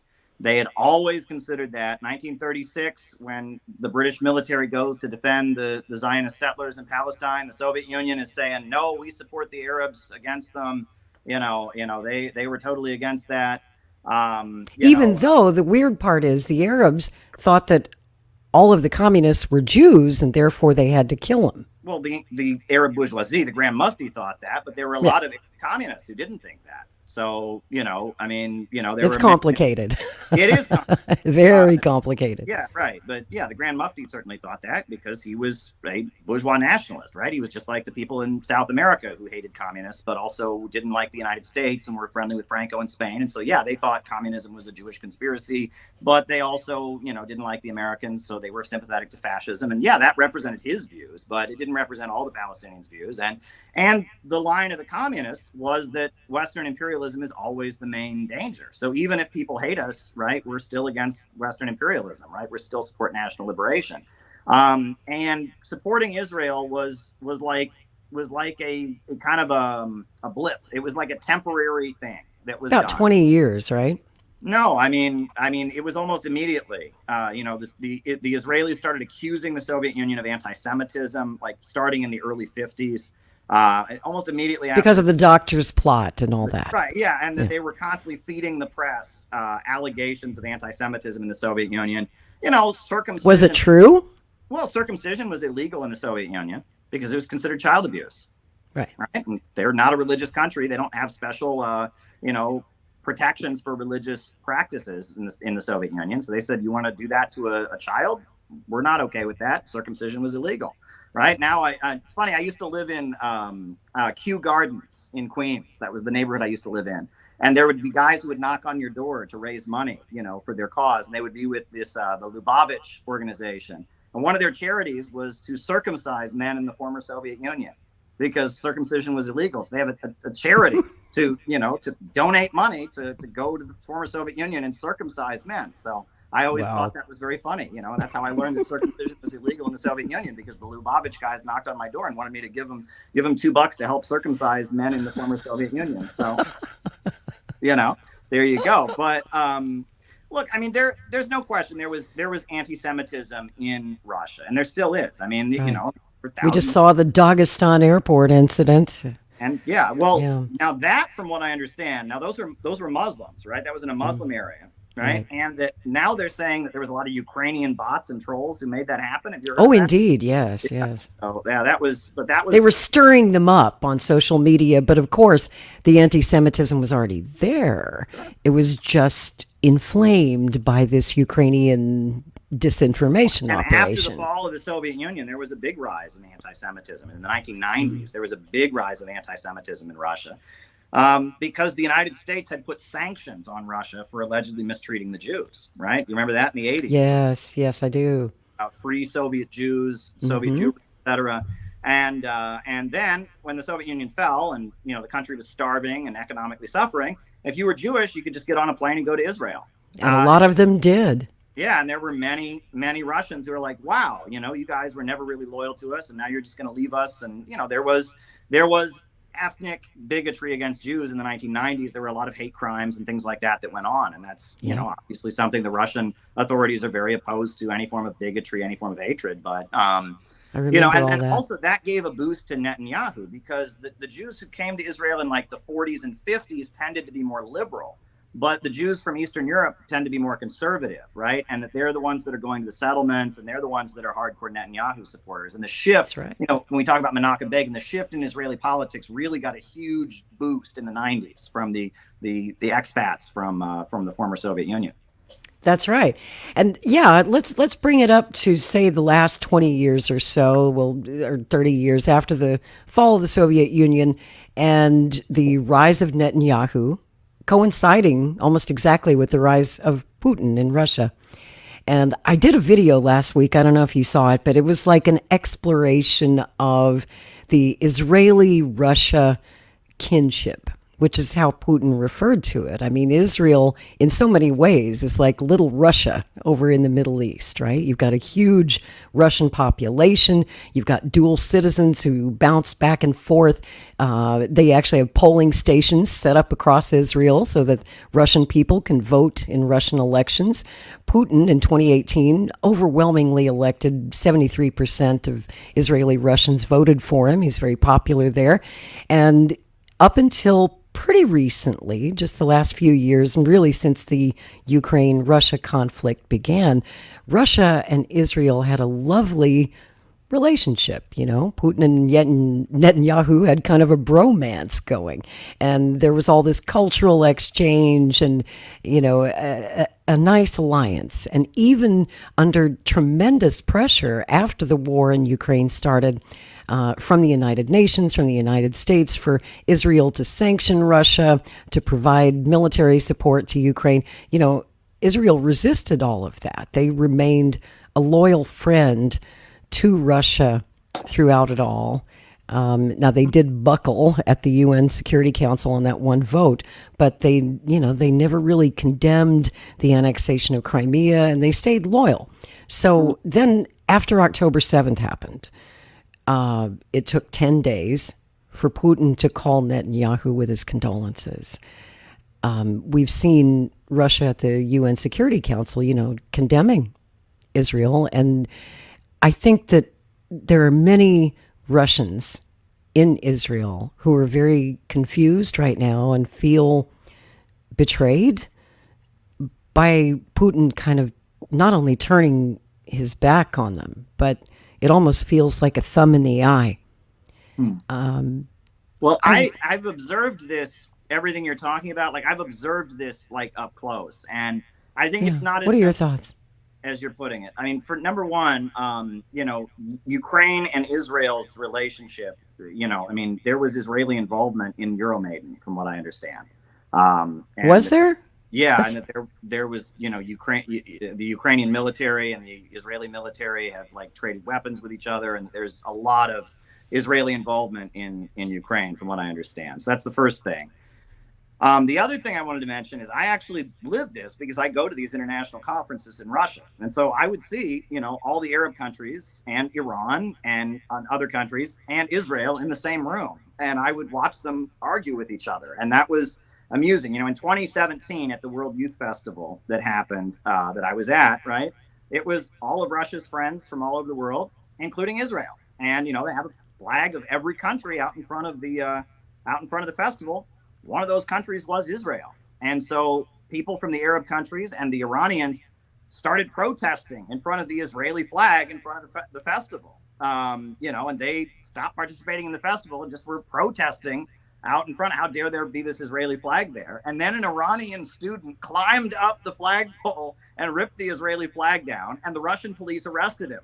And he went to jail for disturbing the peace or something like that. And so that was like the big incident that happened at the World Youth Festival. Now that you bring that up, I do remember that. I had forgotten it. Yeah. Yeah. The other thing was one time I was at a conference. I think it was the World Conference of Parliamentarians, where they had parliamentarians from Israel, members of parliament from Israel, and members of parliament from Syria and from Iran and from a number of countries. And, the Israeli guy got up and made his speech, and then the Syrians and the Iranians were all getting up and just unloading their anger, and the Russians were like pulling the microphones away from them and saying, okay, do not disrespect our guests, please cut this out, and what I often thought was odd, and I'll just tell you, this is, and I'm an American, right? I'm not a Russian, so I'm just seeing this as an observer.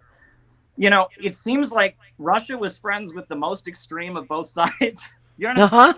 Because the yes. Israelis that Russia was friends with were like the most far right Netanyahu Israelis. True that. And the Iranians and the Arabs, that Russia's friends with they're the anti-imperialists. They're the ones that are just like, Palestine forever, and it seemed like, it was like Russia was friends with like the most extreme of both sides. I thought that was just like an odd.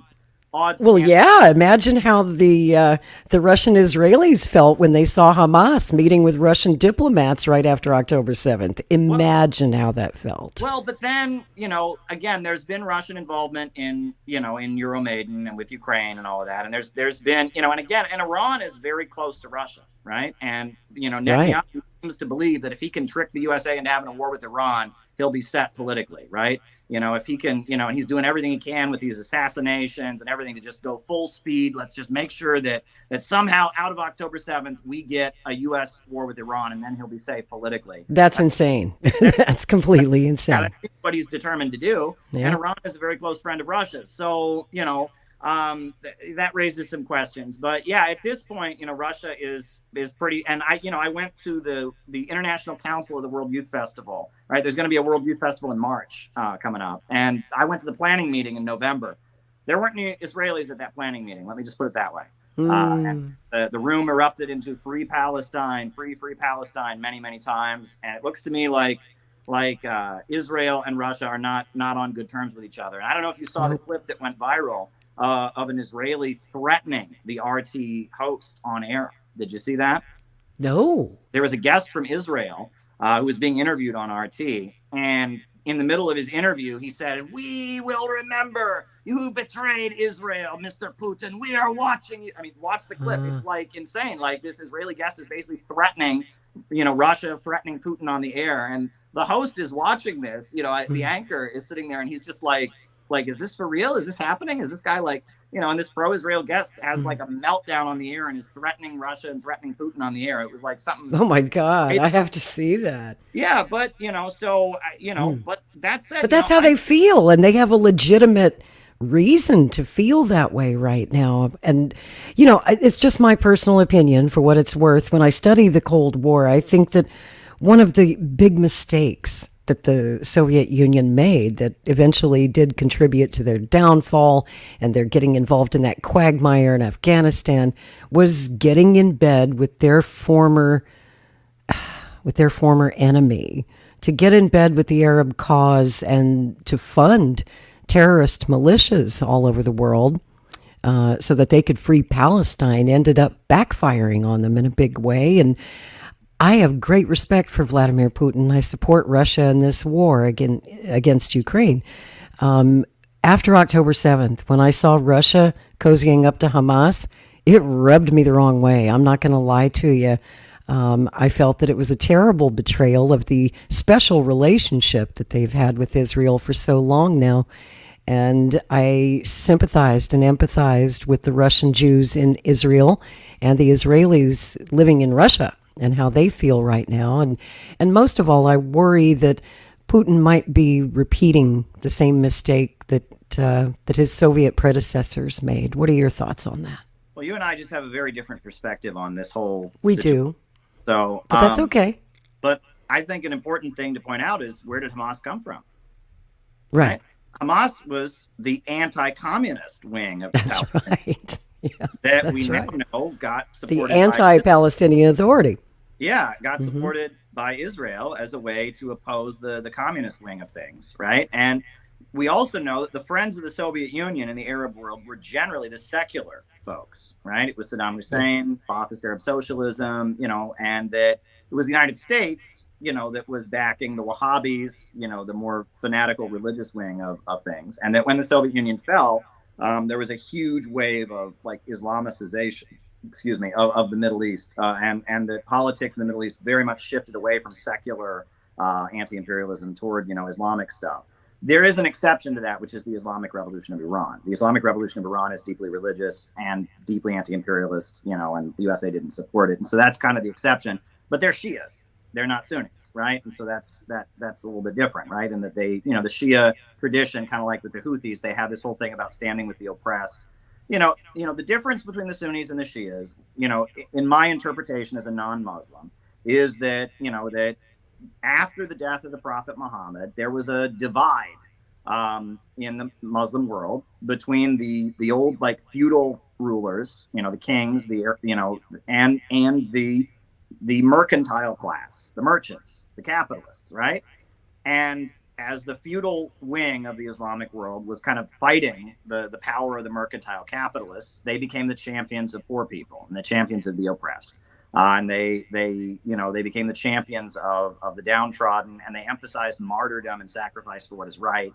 And that's where Shia Islam kind of comes from. It's, these imams, the 12 imams or 5 imams if you're a Zaidi, who came after the Prophet Muhammad, who kind of made it their mission to mobilize the poor people to fight against the capitalists, the emerging capitalist class. And it's very interesting history. And then I would argue that also the 1979 revolution, and again, some of my Iranian friends would be very unhappy to hear me say this, but I don't think that you could have had an Islamic revolution of Iran in 1979 without Marxism. Even though they repudiate Marxism, I have gone to Iran, I've gotten a number of their books, and I mean, Marxism, communism was really big in the 1970s all over the world. The peak of communism in the world was 1978, I believe, the year before the Islamic Revolution.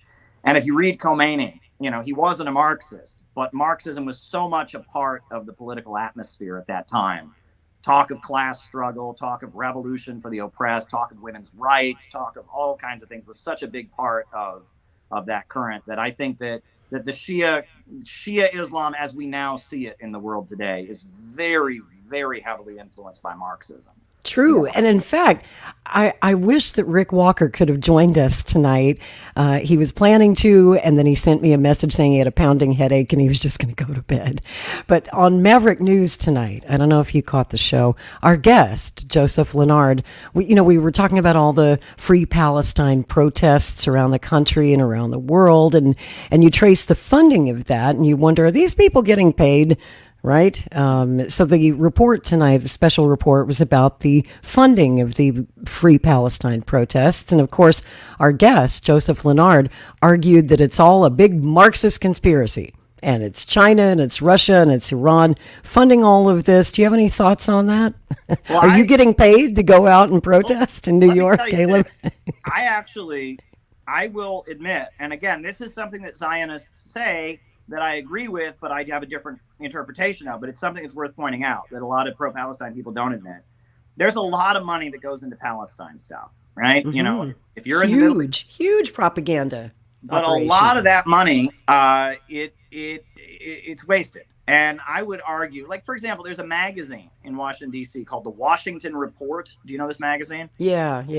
Yeah, and it used to be you'd go to an anti-war protest and you could get a free copy of it. They just had thousands of copies. You could just get it. And every issue of that magazine is the same. Israel's bad for American imperialism. That's their argument. Well, I think the American imperialists think otherwise. They think Israel's pretty good for them. Joe Biden has said that if Israel didn't exist, it would be necessary to create one. But that magazine's paid for by Saudi Arabia. And that all over the Middle East, you have these governments that are not revolutionary anti-imperialist governments like Iran or Syria. They're just, vassals of the United States. They sell America oil and they buy huge amounts of weapons from America.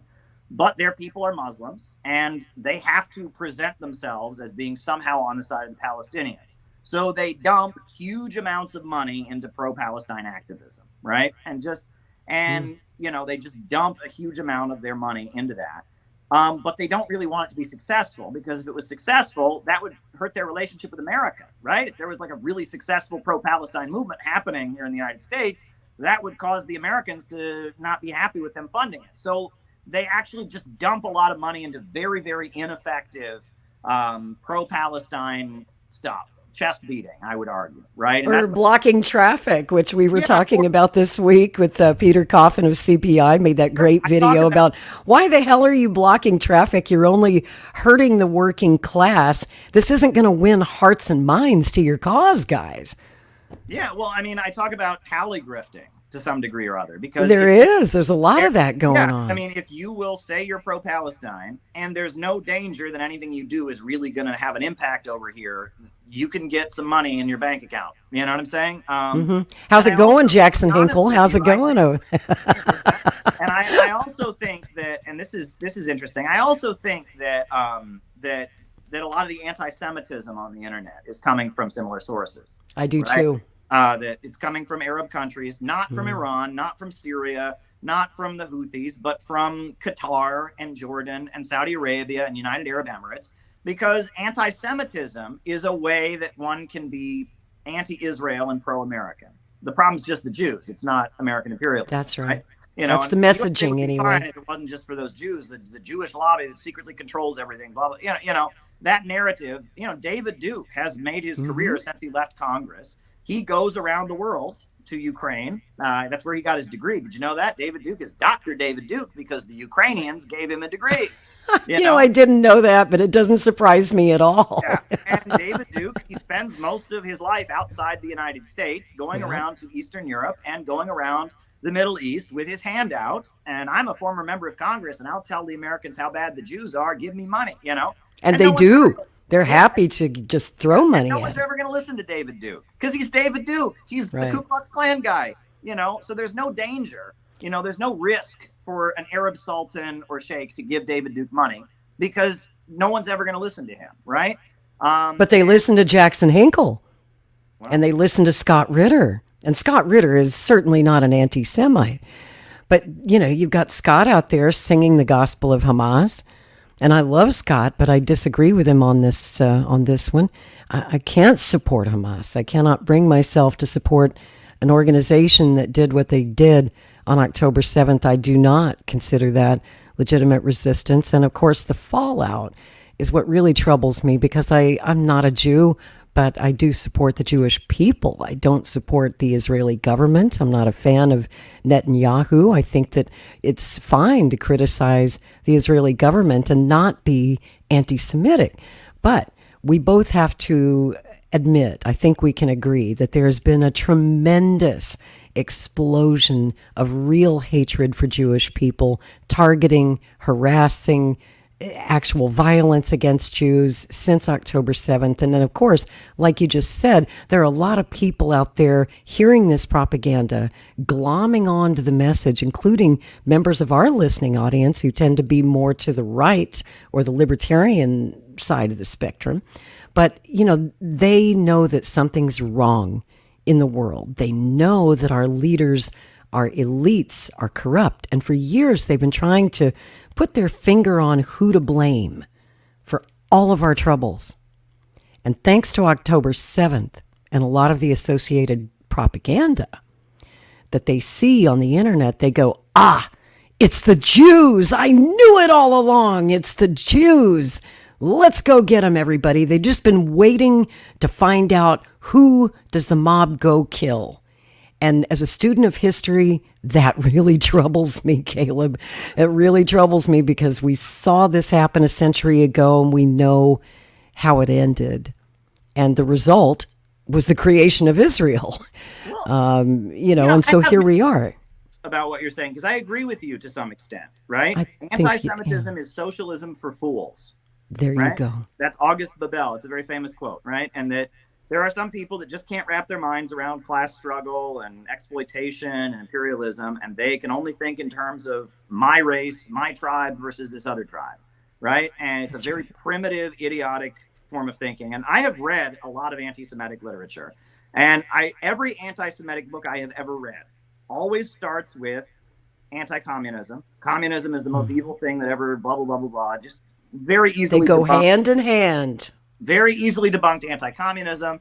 And then chapter 2 is all about how communism is a Jewish plot. And then from there, and that anti-Semitism. Protocols of the Elders of Zion. It's making a comeback. Well, and that book too, right? That book, I people ask me about it. And I always tell them, like, have you actually read it? Because, step one in the secret Jewish conspiracy to take over the world is give everyone the right to vote.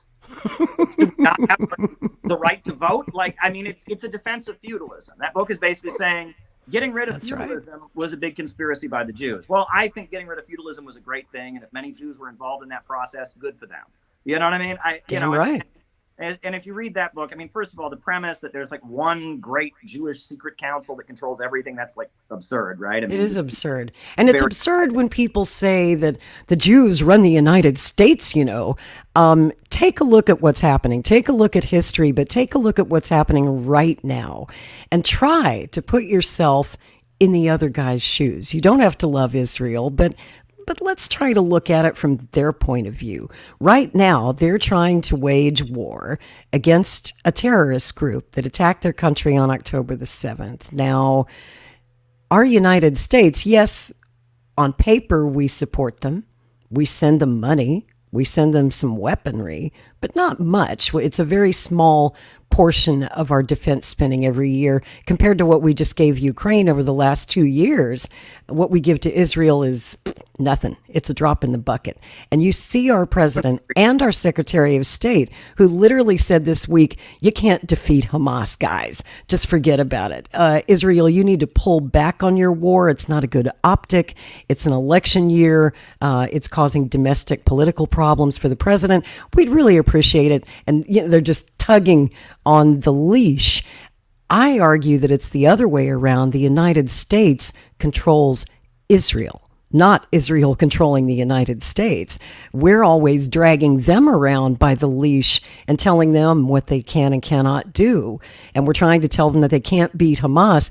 And when I saw Blinken say that this week, it really set me off because I said, could you imagine if FDR's Secretary of State, Cordell Hull, had said in 1941, guys, we're not going to be able to beat the Nazis.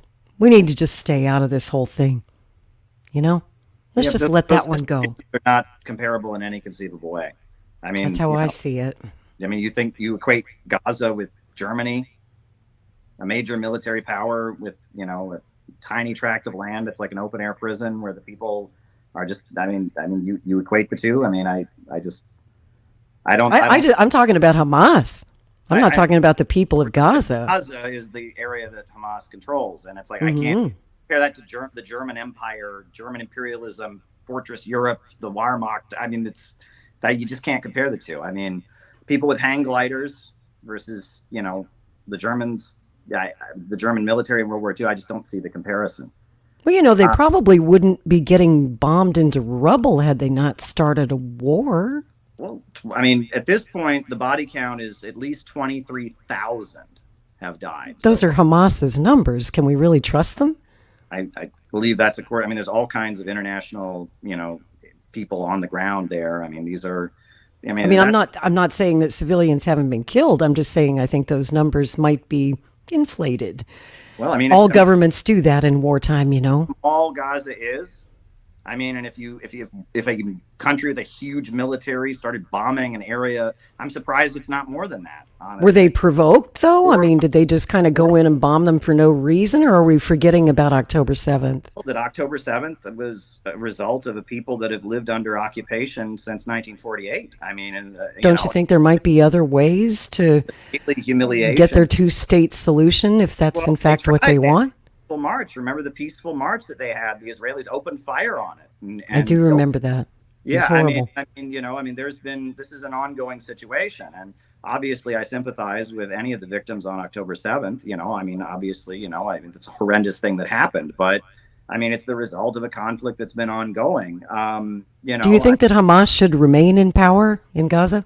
I think the people of Gaza voted for Hamas because they see Hamas as the party that does not want to sell them out to Israel, and they see Fatah as having done that, as having sold them out. But don't they understand that it is the government of Hamas who has taken all of these billions of dollars in humanitarian aid for their top leadership who are living the high life and, the hell away from Palestine? They're not setting foot in Gaza. They're living the good life, staying safe.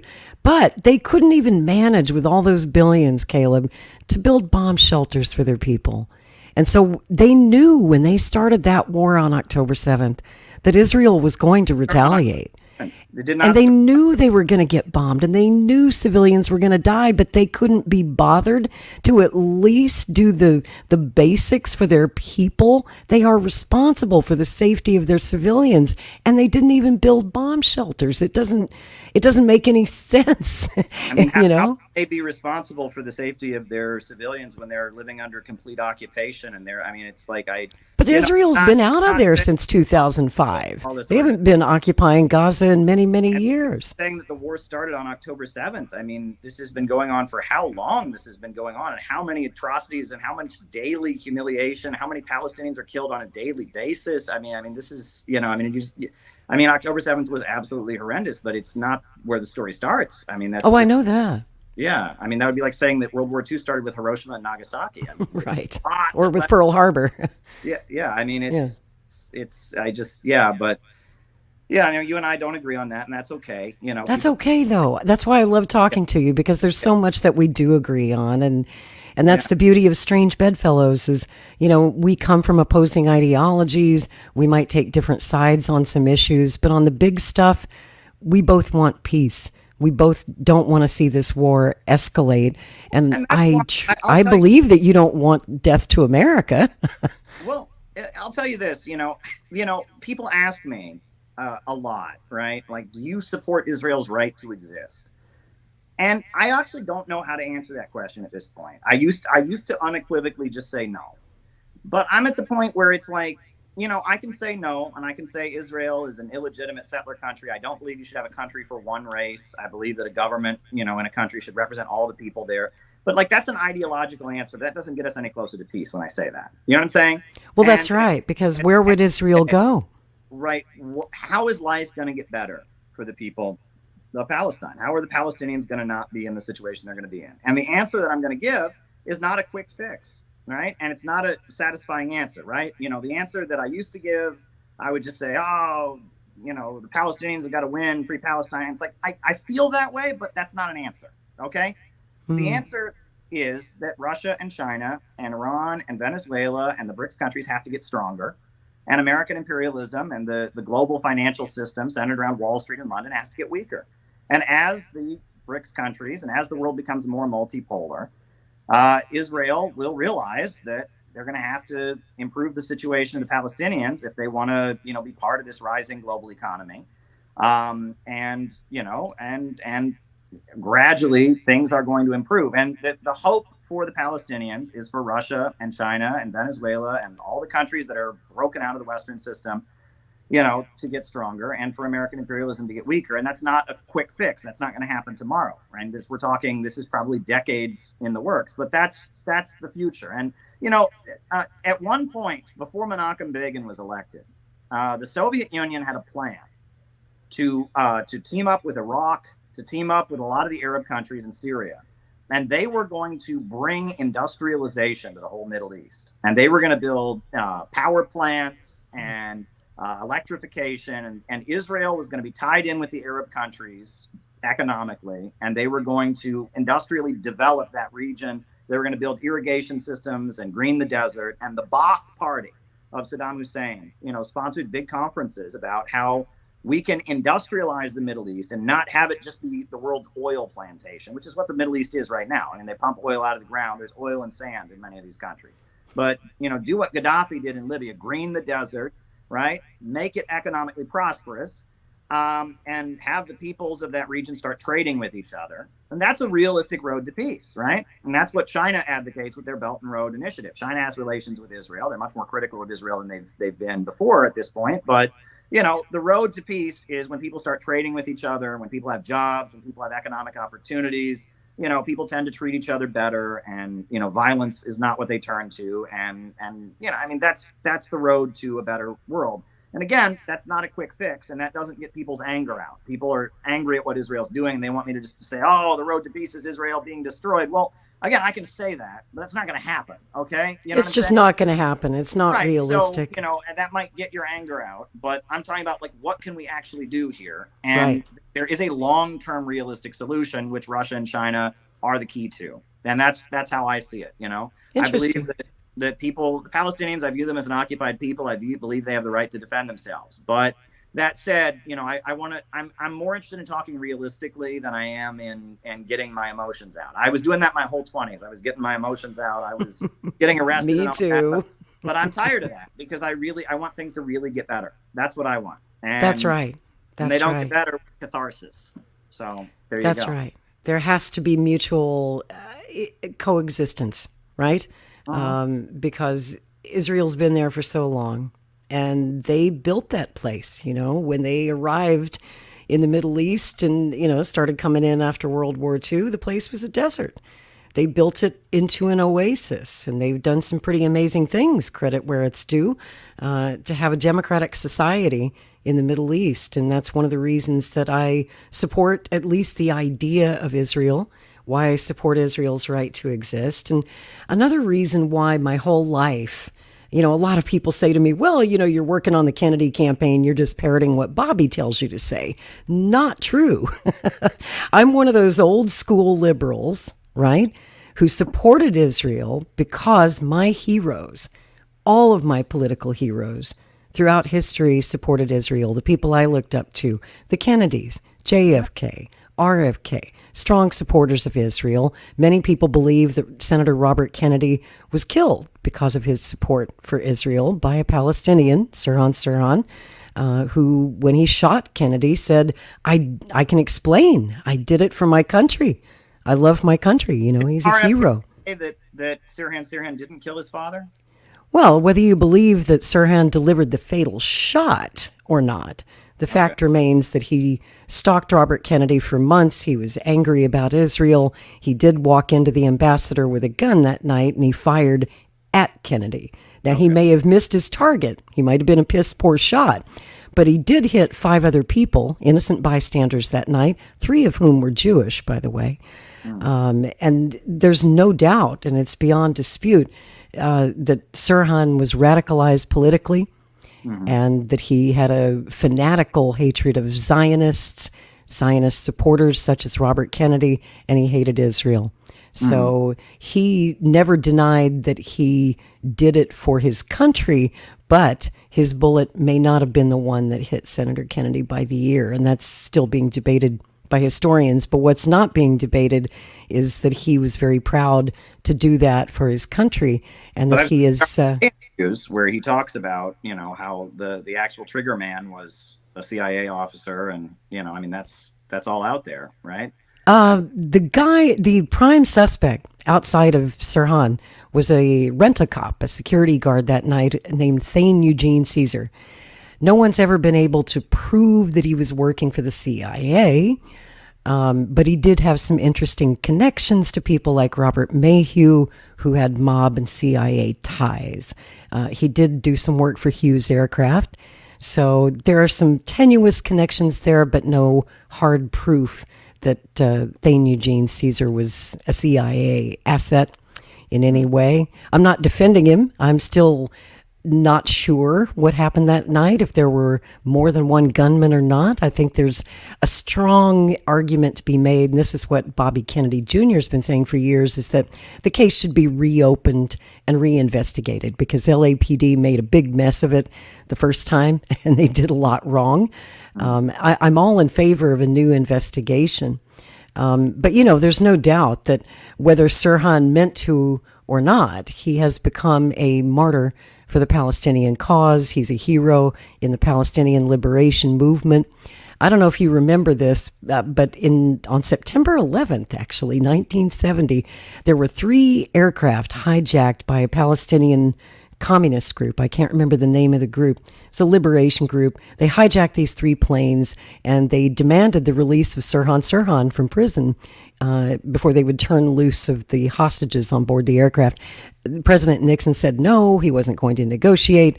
They let the hostages go, but then they blew up one of the planes on the tarmac at the airport in Cairo.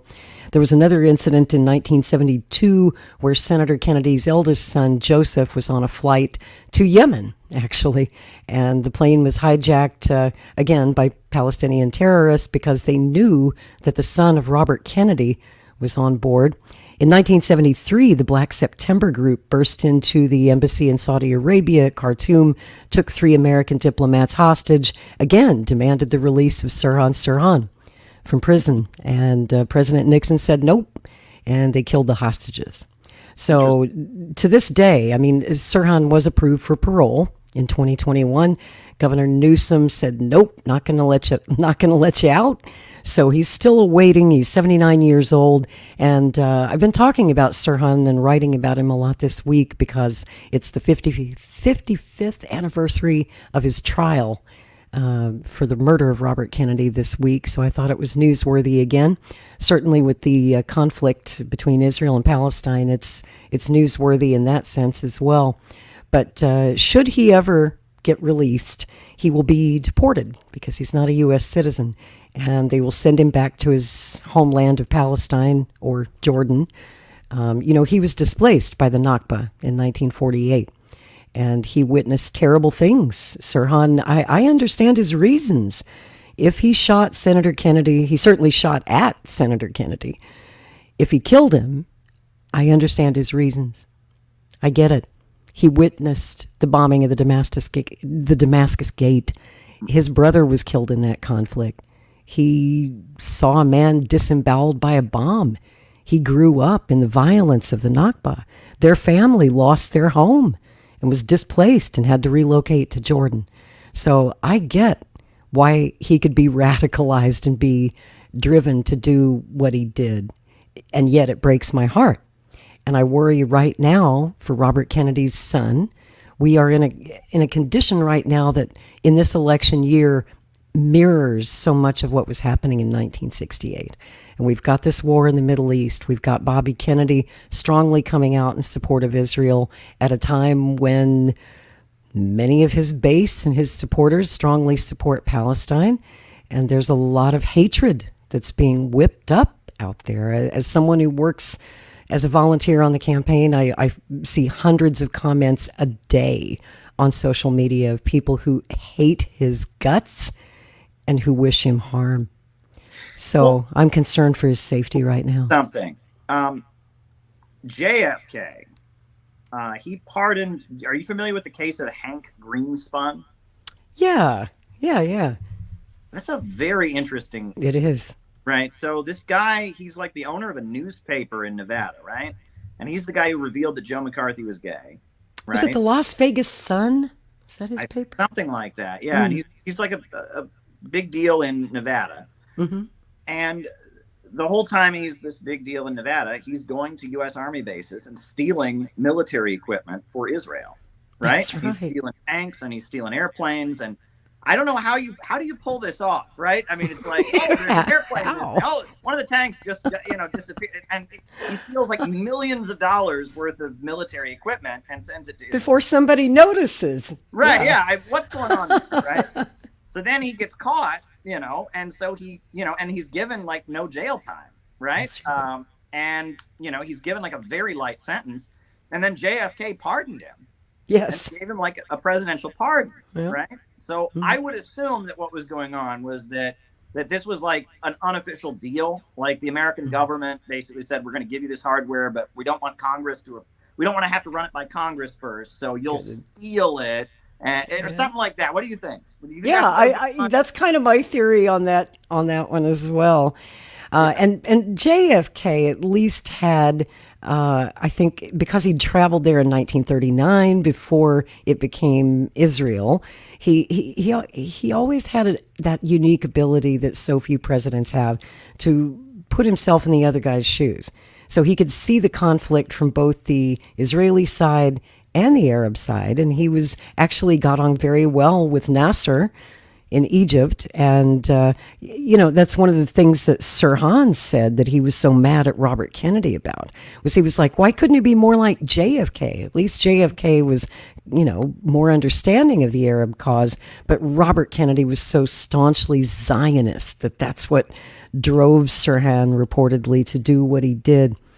And, I wanted to another reason that I always supported Israel was because of one of my heroes. Dr. Martin Luther King was such a strong supporter of Israel.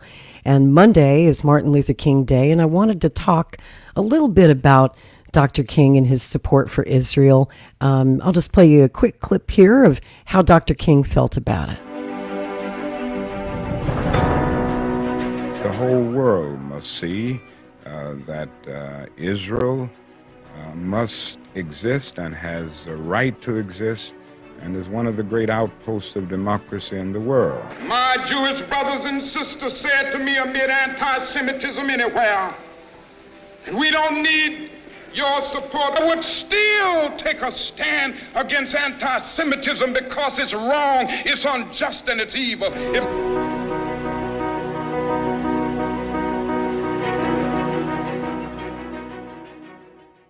Ask you a question, because you have quoted Dr. King very beautifully in our conversations, and Martin Luther King Day is approaching.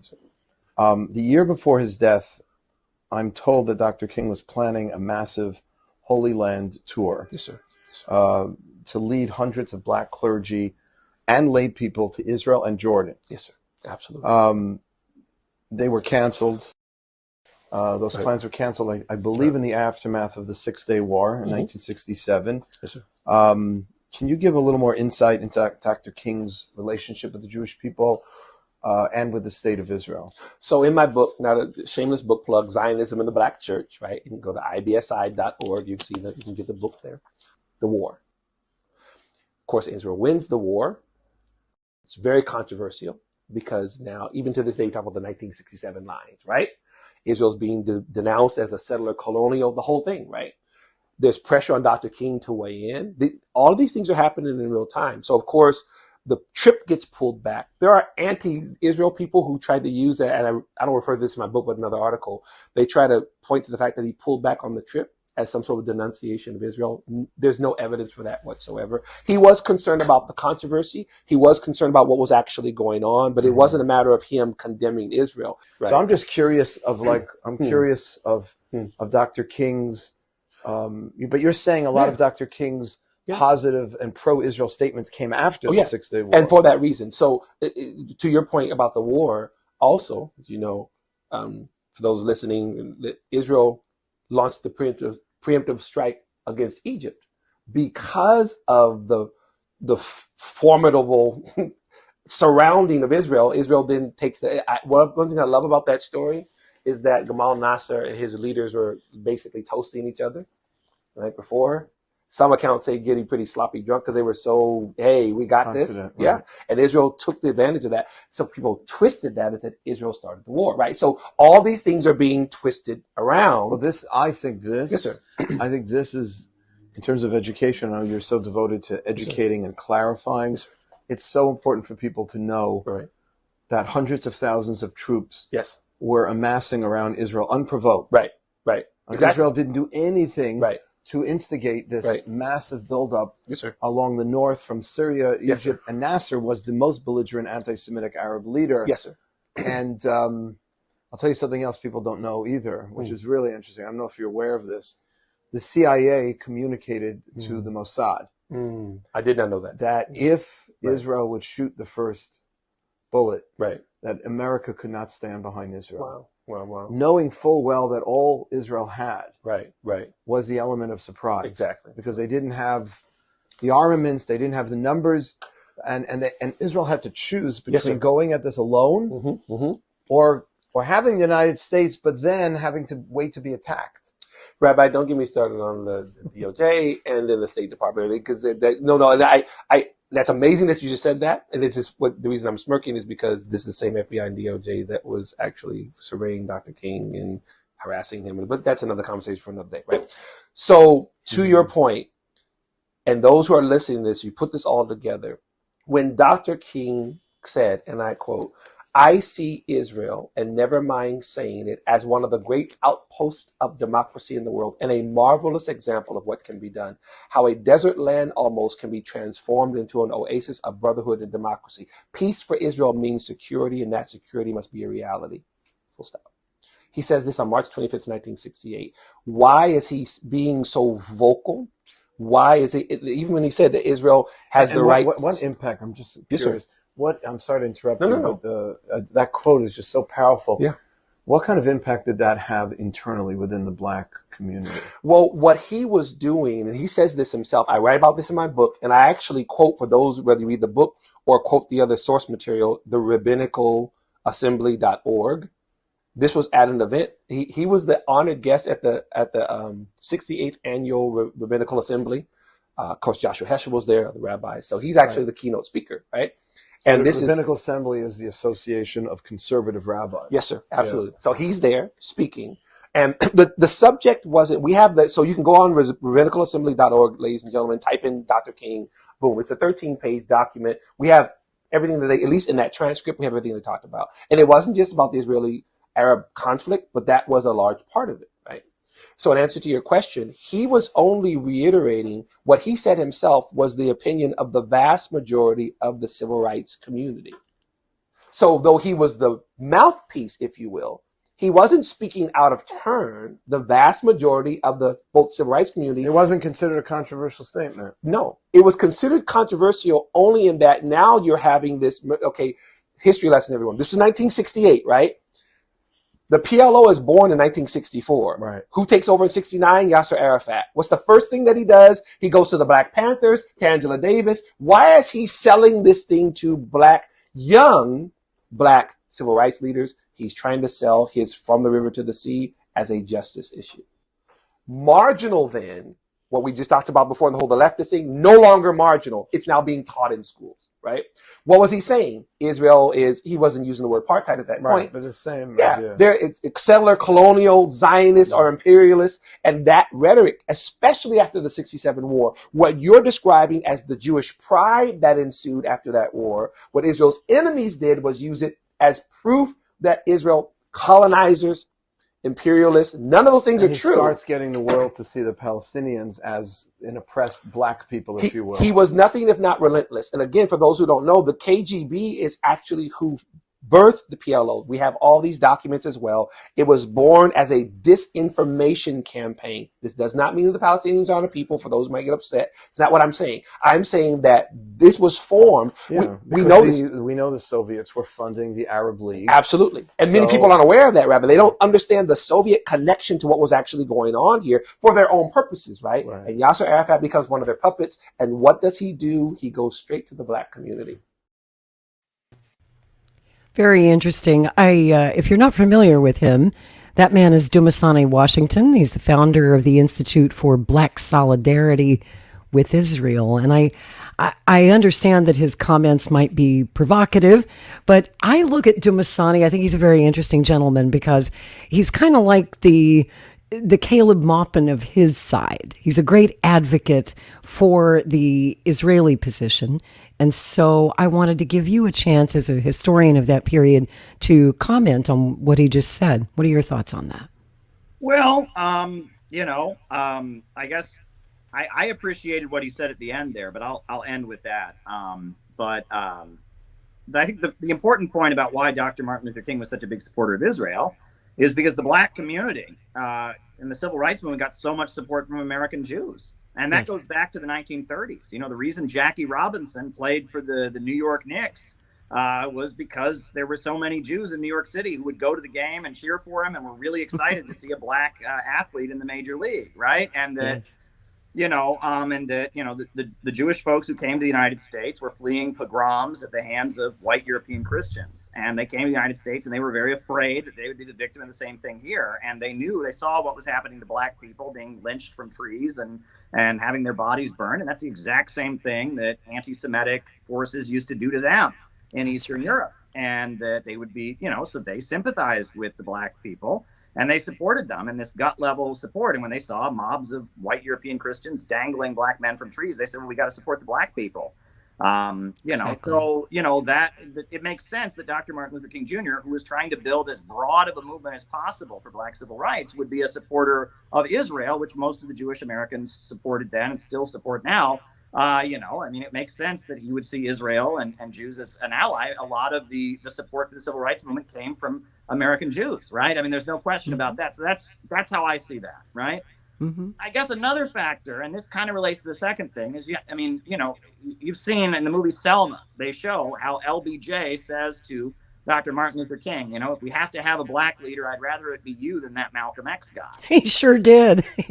Well, Malcolm X supported the Palestinians. And Malcolm X distributed the Protocols of the Elders of Zion. You know that, right? He did. Malcolm X, was very much, He was anti-Semitic. There's no way around that. He was a great leader of the community, but he very much believed that there was some kind of Jewish conspiracy against black people. And there were many black nationalist leaders like Marcus Garvey. When Marcus Garvey went to federal prison, at his trial, he said that there was a Jewish conspiracy against me.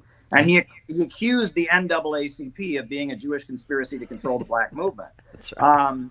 And so there was like this black nationalists didn't like Jewish people. They didn't trust Jewish people. They felt Jewish people were trying to use and to subjugate them, right? Yeah, trying to use the black movement to get rights for themselves. That was basically their argument. By creating rights for black people, we can create an opening for them to have the rights, or something like that, right? That was their argument, and that Islam and nationalistic thinking that is not communist, nationalism from around the world was kind of a big influence on black nationalism. So that led many black nationalist leaders to anti-Semitic conclusions, right? And so you have to remember that Dr. Martin Luther King Jr., the reason that he became who he was, it was the Montgomery bus boycott. And the Montgomery bus boycott happened in 1954. And that was the year after the lynching of Emmett Till. So Emmett Till, young black man, had whistled at a white woman, allegedly, and then, was tortured to death, lynched. And then his mother, had the coffin opened, and the image of his mutilated body was shown all over the world. And the Soviet Union took that picture of Emmett Till's mutilated body and sent it all over the world. And then immediately after that, that was, McCarthyism had been going on, but that was like the first big left-wing protest movement in a long time. Suddenly, all over the northern cities, the Kennedy family and others were leading these vigils to support Emmett Till's mother. That's right. And then a year later, you had the Montgomery bus boycott. And in Montgomery, Alabama, there were a number of black ministers who had organized around social justice, et cetera. But all of them were old enough that they had ties to the only organization in the South that had fought for black people. And that was the Communist Party.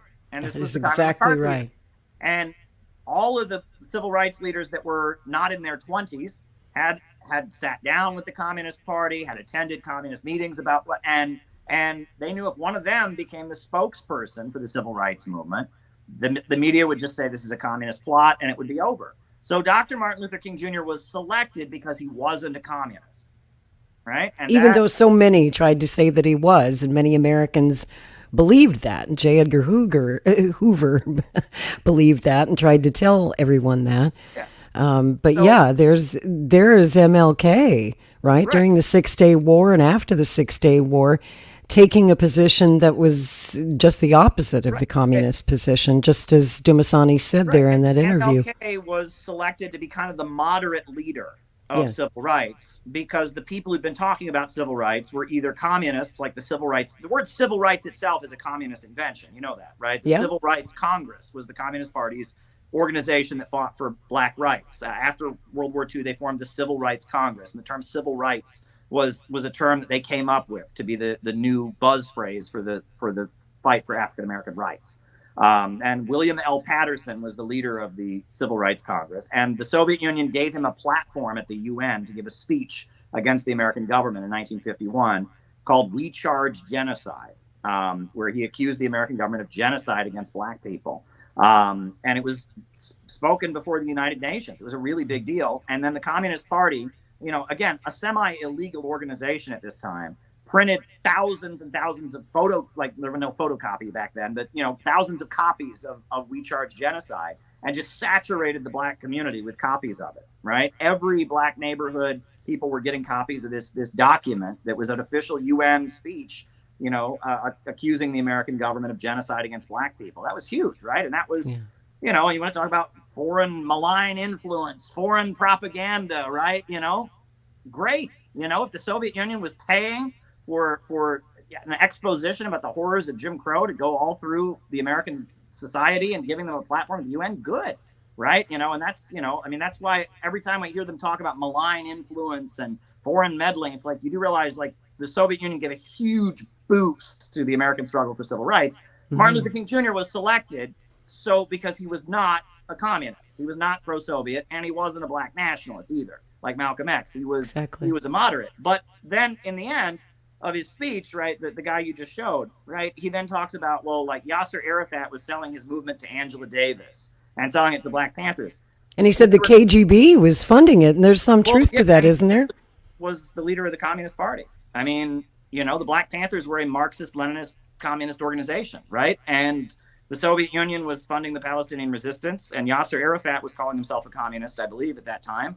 Yeah. So, I mean, why is that, surprising, right? And then it was weird. I thought he just kind of missed that. And then he got around to saying it at the end, and he's saying that to his conservative audience to be like, aha, the Palestinians are a bunch of commies.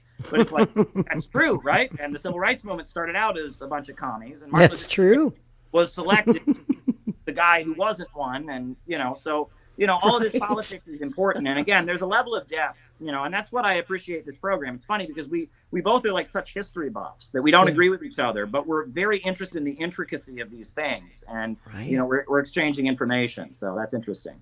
That's why I love talking to you. And Caleb, it's been another amazing 2 hours. And thank you for staying the whole 2 hours. I know you were on a tight schedule tonight, but damn, I mean, when we start talking, it's just too good to stop after 1 hour.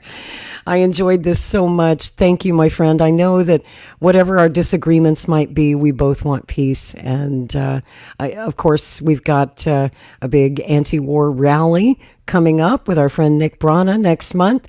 Yes. I presume you're going to be there, of course. I'll be there.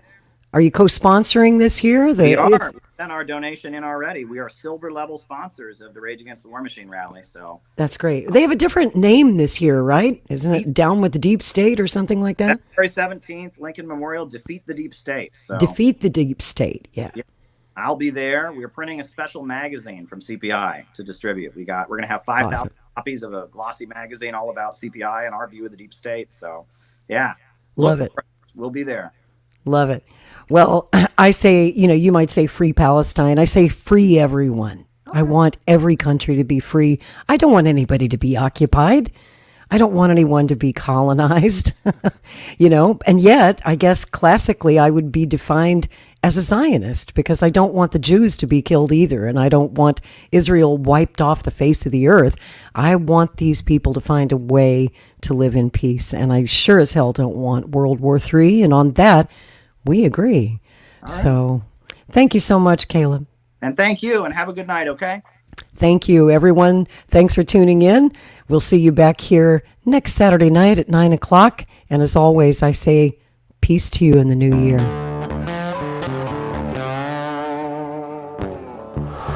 In a universe full of ideas, we draw lightness from the dark to a place where opposites attract.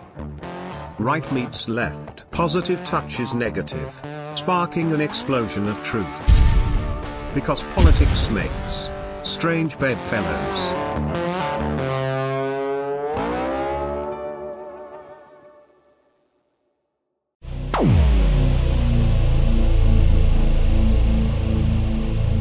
This has been a Maverick Multimedia production.